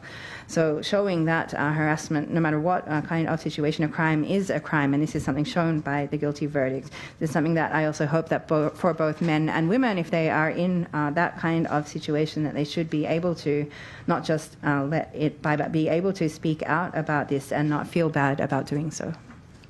And if I might just add, to support what Gonoi-san is saying about this ignoring or dismissing complaints about these sexual harassment or other kinds of harassment, I believe a report was commissioned by the Ministry of Defense in August, and it found 1,325 reports of harassment, but the victims are saying they felt passed around by counselors or thrown in the rubbish. And this is despite these people having met the counselors, so some of them said they never received a response even from the self-defense forces. 補足なんですけれども、今回の五ノ井さんの告白の後にも防衛省の中で調査が行われまして、8月にその結果が報告されたときに1325件のハラスメントが報告されたというようなことがありました。でその中でそのハラスメントを受けた人たちの中で、例えば告白をしてもカウンセラーと話しても、そこがなかなかちゃんと対応が取られてないですとか、反応も返事ももらえなかったなどというようなケースも報告されているということのハラスメントについて補足させていただきます。I think we have time for 2 more questions. Oh, we have 4. Okay, can you stay a bit more? Can they stay 5 more minutes? Like. お時間あと5分ぐらい。Okay, so we have the final 4 questions. So please be very short. あと5分延長しますので、質問の方なるべく短めでお願いします。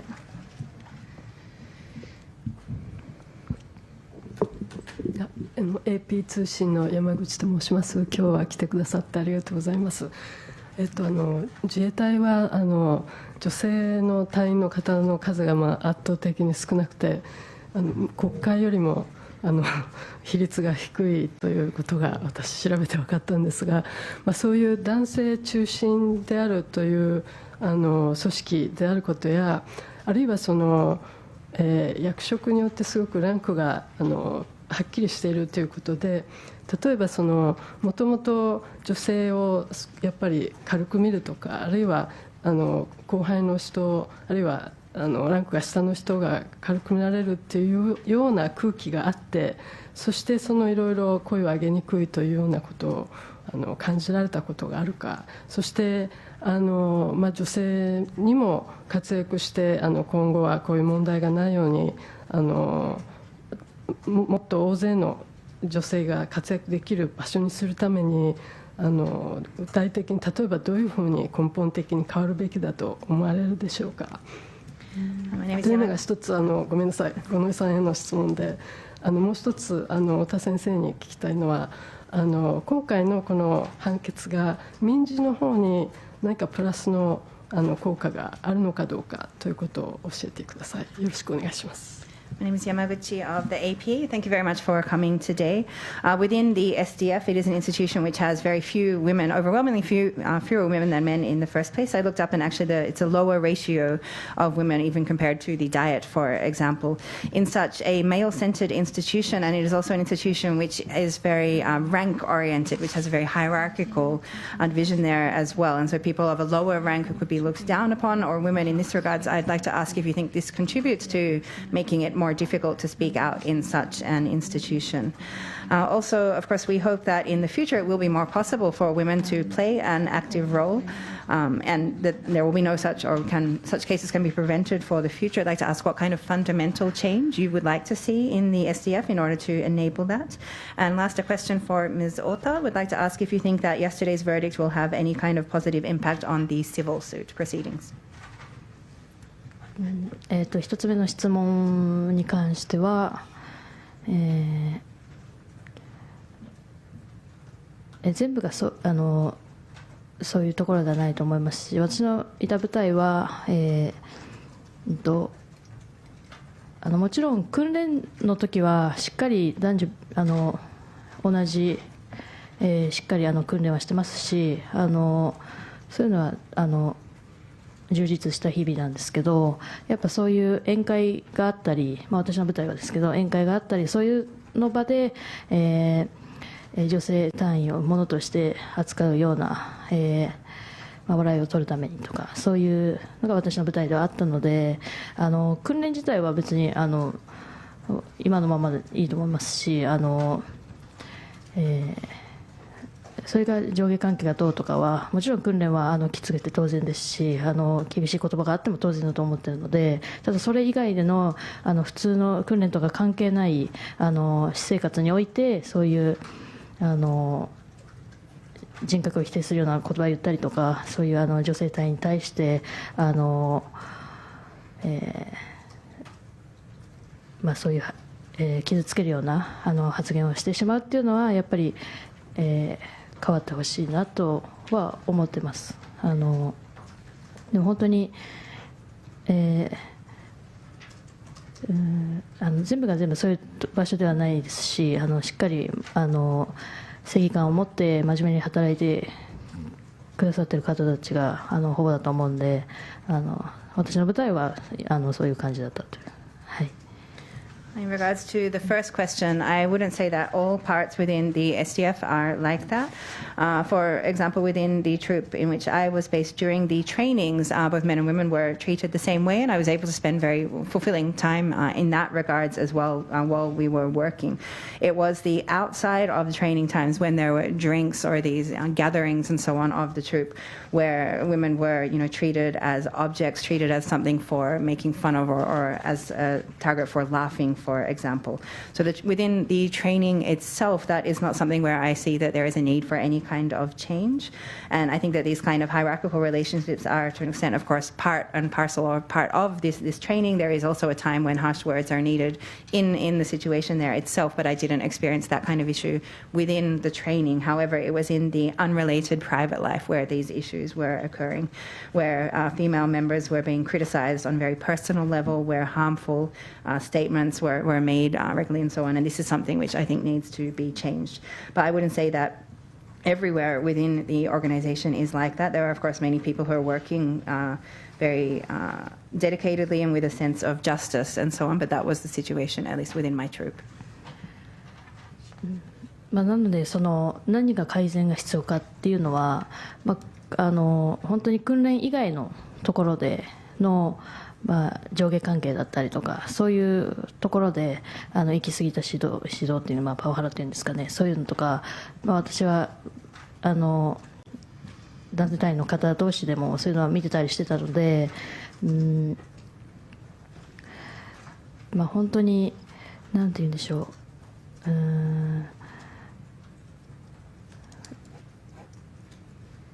男性だからとか女性だからとかじゃなくて、本当にお互いが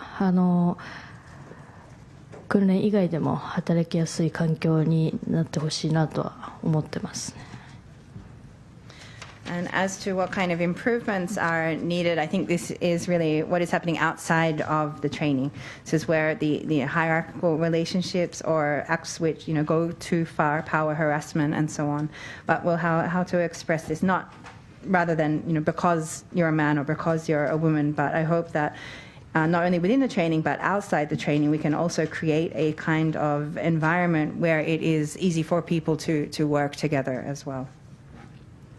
であとはもっと組織内の、上司の方々がしっかり、正しい正義感を持ってもしハラスメントの相談があるのであればしっかり対応できる上司の方であってほしいと私は思ってますし、はい、そうですね、もちろん自分の保身を考えるのは分かるんですけど、やっぱり目の前でハラスメントで苦しんでいる隊員の部下の方たちがいればしっかり対応してほしいなって、しっかり配慮した上で対応してほしいなっていうのはありますね。And as to, or another thing that I hope can be improved, or what I would like to see within the institution, is superiors who have or are able to act with a correct sense of justice and know that if harassment is occurring, that they're able to respond in the proper way then as well. Of course, there are certain factors there as well, but if they know that there is someone, particularly someone junior to them, who is suffering as a result of harassment, I hope that they will be able to have the proper consideration and take the proper treatment or measures from there. This is the kind of superiors who I hope that they can, or that they should see. そうですね。私の方にありました、今回の刑事裁判が民事の手続きにおいてもプラスになるかというご質問ですけれども、今回、民事裁判においても、国以外の個人の被告は、この8月の、行為、今回、刑事裁判で問題となったような行為について争っているので、我々の方で、原告である我々の方で立証しないといけないんですけれども、今回、刑事裁判で認められたことで、裁判所もそれを前提に判断してくれるでしょう、民事の裁判所もそれを前提としていただけるかと思いますし、もちろんプラスに働くであろうと考えております。As for the question about whether the verdict in this criminal trial will have a positive impact on these civil proceedings, it is these same acts of the individual defendants who are a matter of concern within these civil proceedings as well. And though, of course, we as the plaintiffs need to still continue to prove this within the courts as well, the fact that it has been recognized in the criminal proceedings will indeed be something which will be taken into consideration within the civil proceedings as well. So I do believe that it will have a positive impact in that regard. Okay, we have the question there and there, I believe, and there. Yeah, the final 3 questions, please. Thank you. これで残り3つの質問を受け付けます。こんにちは、五ノ井さんお疲れ様です。昨日の裁判お疲れ様でした。Can you introduce yourself? Sorry. ロイター通信の岡本と申します。よろしくお願いします。昨日で裁判、長い戦いが終わったと思うんですけど、ご自身の人生で一つの区切りだと思うんですけど、今一番やりたいこととか、まだまだ24歳で人生長いと思うんですけど、今までこの数年間できなかったこと、また新しい夢とか目標があったら教えてください。で、この数年間その経験したことがその新しい夢とか目標にどう影響したかあれば教えてください。My name is Okamoto of Reuters. First of all, the long struggle throughout the proceedings has ended yesterday, and this is perhaps one marking point within your life as well. I'd like to ask if you're still only 24 years old, still very young, have a long way ahead of you, if there is anything that you particularly want to do from now, anything that perhaps you couldn't do during these past few years, or if you have any kind of new goal or a new dream, and if you do, what kind of influence your experience over these past years has had on that. そうですね、本当にこの判決まで自分の命を削って戦ってきて、まずはちょっと心を休めたいなと思いつつ、でも自分の人生なので、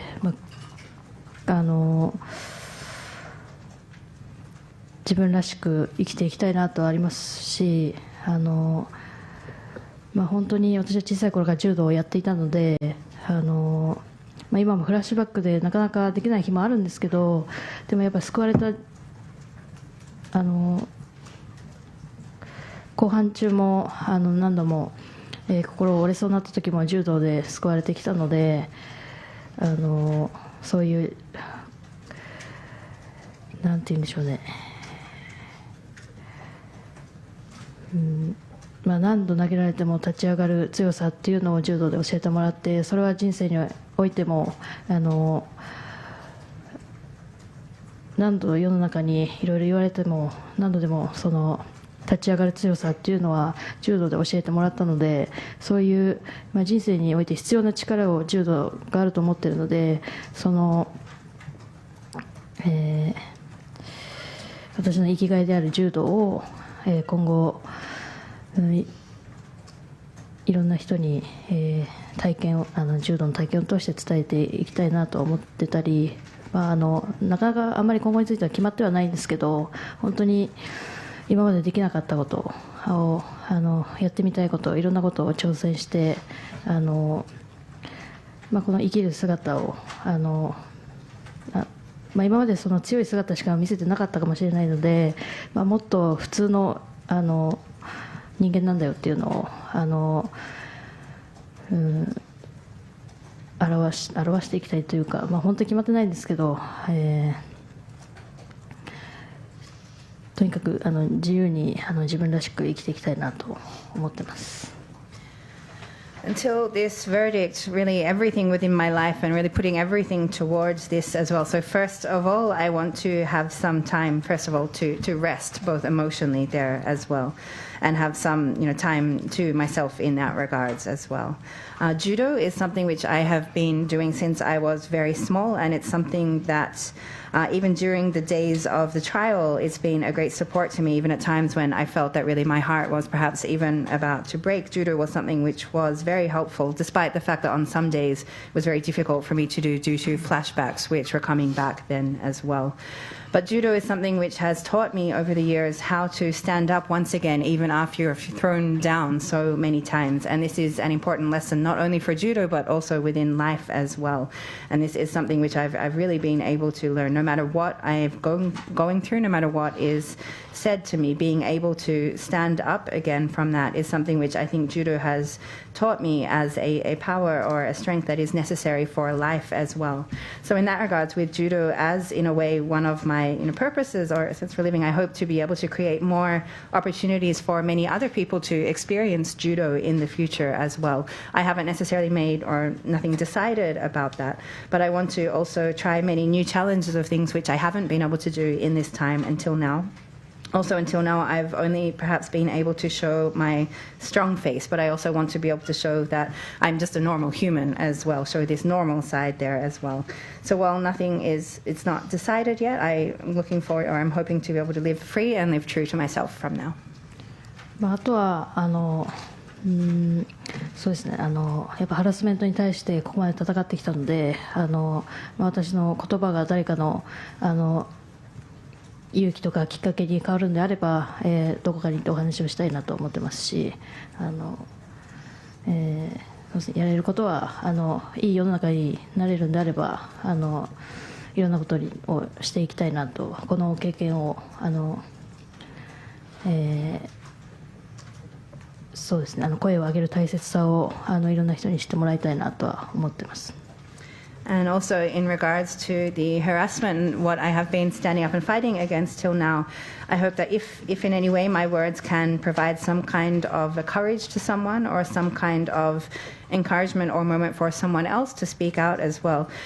This is something which, if I can, through this or being able to utilize this experience to contribute to making a better world or recognizing the importance of speaking out, I also want to continue to do things in regards to that. Okay. Yes, please.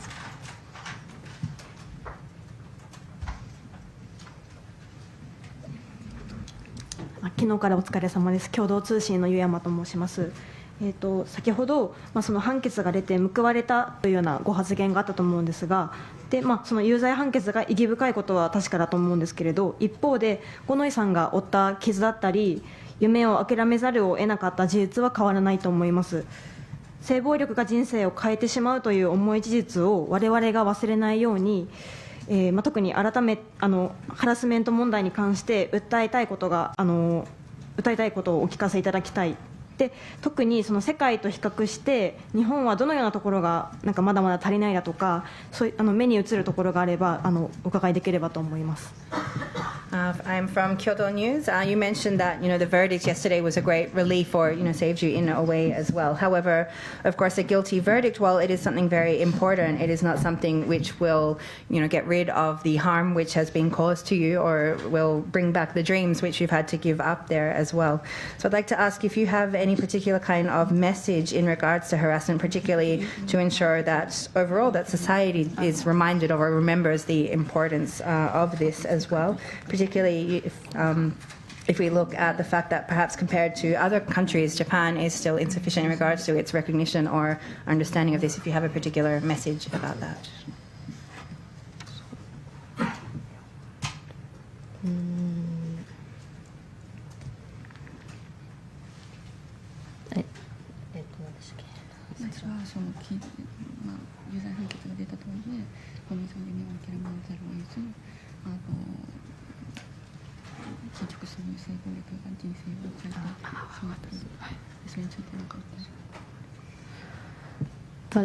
先ほどその質問で性暴力は人生を変えるっていうのは言ってましたけど、ハラスメントも一緒だと思ってて、やっぱ記者の皆さんもそういう意識、性暴力とハラスメントを別に考えないでしっかり一緒に考えるような、それぐらい重い罪だと思ってますし、ハラスメントであってもやられた人は人生変わるかもしれないですし、本当に一緒の傷を負っているので、それは性暴力も一緒だと思ってます。だからそういう別々に捉えるんではなくて、本当に重い罪なんだって、ハラスメントだって重い罪なんだっていう報道も大事だと思います。So first of all, the reporter referred to sexual violence as being something which causes damage, which is life-lasting. And when I wanted to add that it's not only sexual violence, but also harassment itself, which is something which causes indeed the same kind of lifelong damage as well. And I would like to appeal to journalists to think about both of these issues as crimes which are just as serious as well. Harassment is also something which can cause this lifelong harm to the victim. So not to take sexual violence and harassment as things which are on different levels of severity.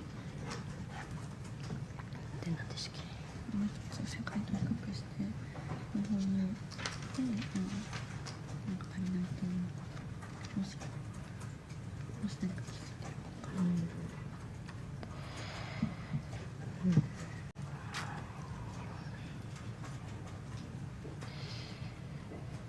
日本ではやっぱり声を上げる難しさが結構あると思ってます。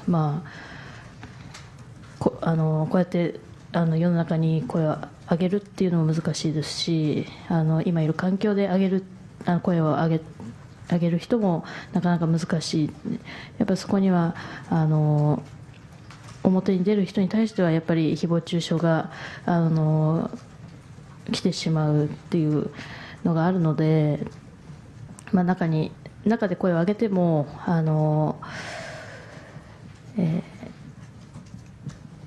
なかなか解決されないっていうのがあったりとか、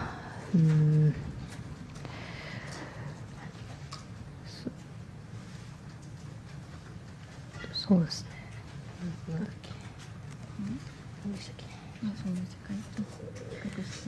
So to translate up until there, I think that it is especially difficult in Japan to speak up, both difficult to speak out publicly, but also to speak out even within your own context or your own environment there as well.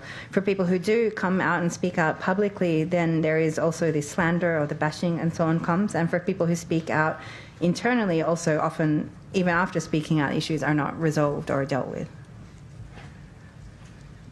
ちょっと海外のどういう海外で声を上げた人はどういう海外の人たちの反応がちょっと私は経験してないのでわからないんですけど、だからその違いがよく分かってはないんですけど、ただ違いが分かるとすれば、こうやって表に声を上げた人に対して海外の人たちはしっかり評価をしてくれる場所があるっていうのが声を上げた人にはすごい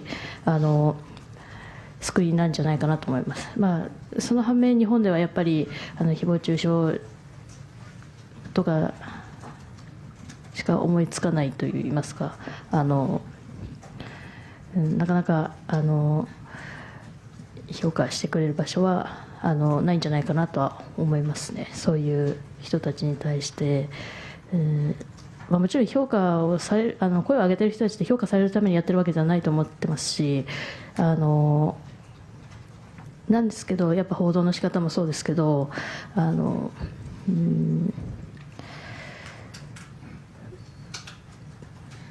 うちょっと難しいんですけど、本当に優しい世の中になってほしいなとは思ってます。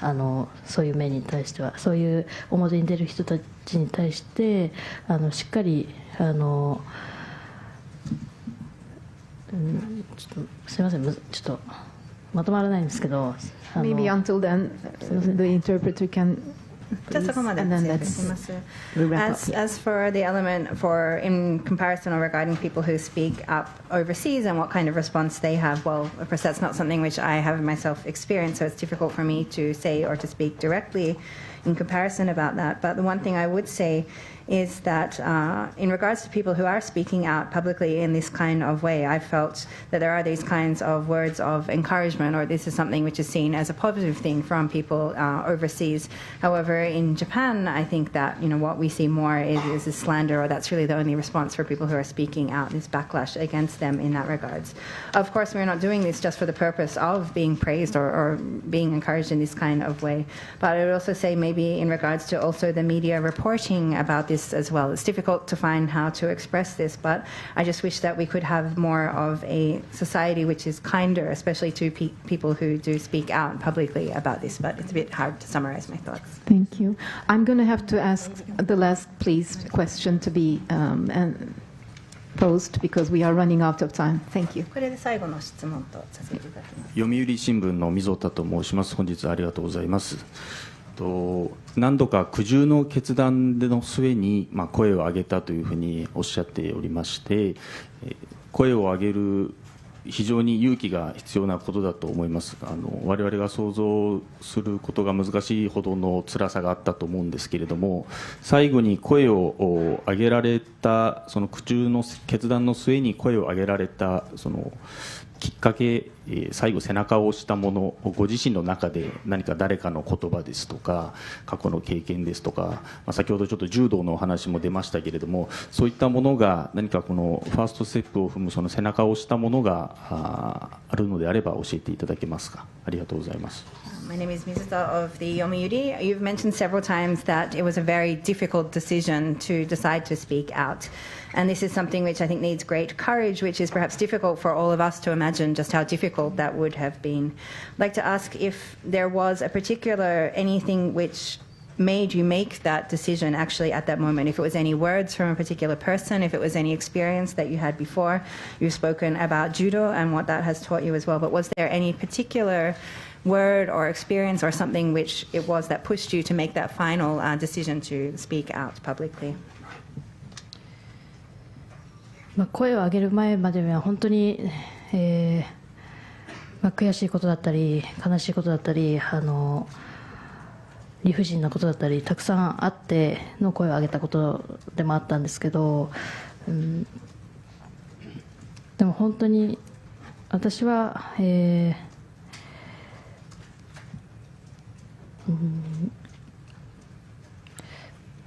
そうですね、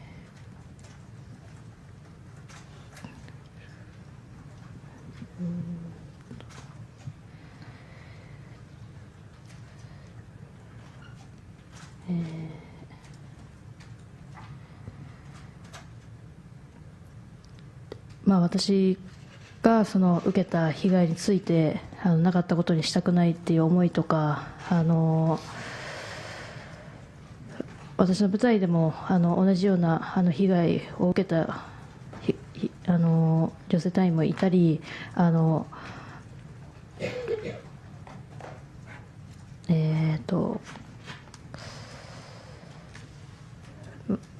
私にしてきたその事実っていうのを認めて、謝罪が欲しいっていう一心でもあったり、本当に二度と同じような被害が起きてほしくない、同じように夢と希望を持って入った新隊員の子たちがすぐ辞めることがないように根本的に組織が変わってほしいという思いで声を上げました。So before I spoke out, it was many things happened which were very frustrating or sad or unfair at the time as well. But for me, I wanted very much to make sure that the assault I experienced was not just treated like it had never happened.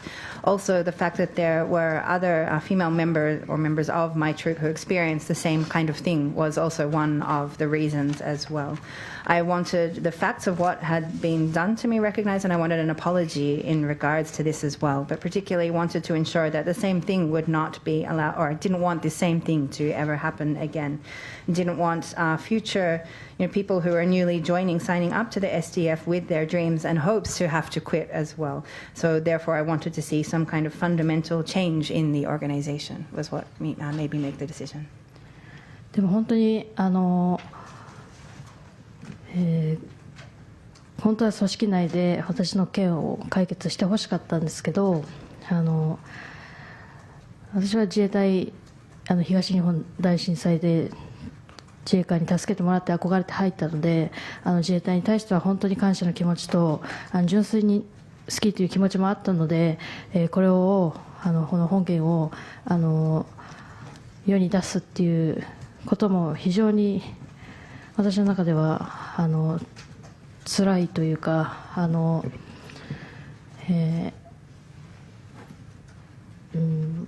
自分が夢を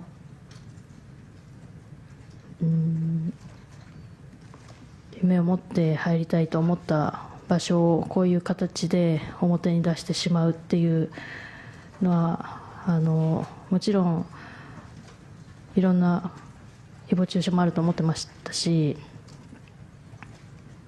だから本当に自衛隊に対しても、複雑な思いがあって、本当に、悩んで迷ったんですけど、やっぱり私の中ではなかったことにしたくないっていうのと、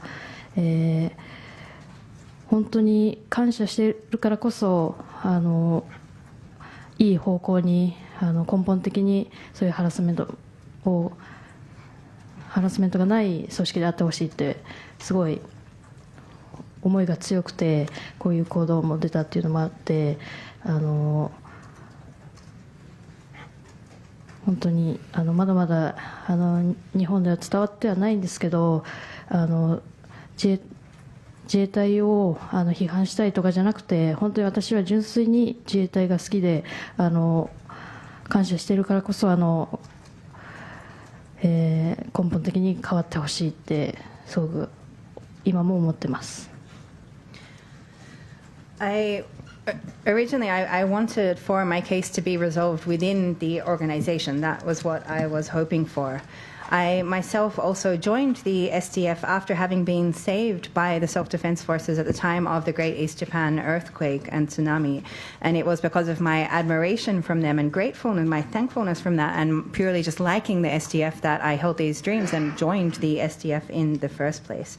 Therefore, coming out in public about this was something for myself very difficult to decide. Having these kind of dreams is the reason that I was signing up, and then having to bring the organization out in public like this was something which is very complicated feelings for me as well.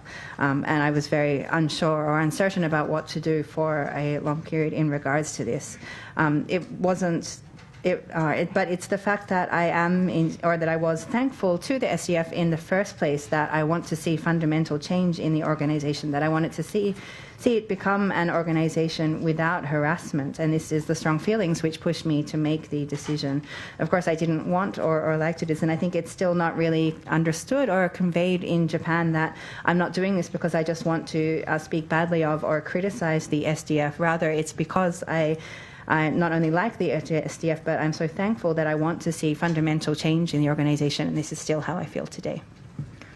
Thank you, Gonoi-san. We hope your courage is an important milestone in creating this society where women in Japan can freely live, jibun rashiku, like you put it, whether they serve in the army or they are in politics or at work, at home, and they are no longer facing backlash for raising their voices, especially about sexual harassment and violence. Rina Gonoi, thank you very much for being with us today, and thank you also to Aiko Ota for your support, and Mary Joyce for your wonderful interpretation. Thank you.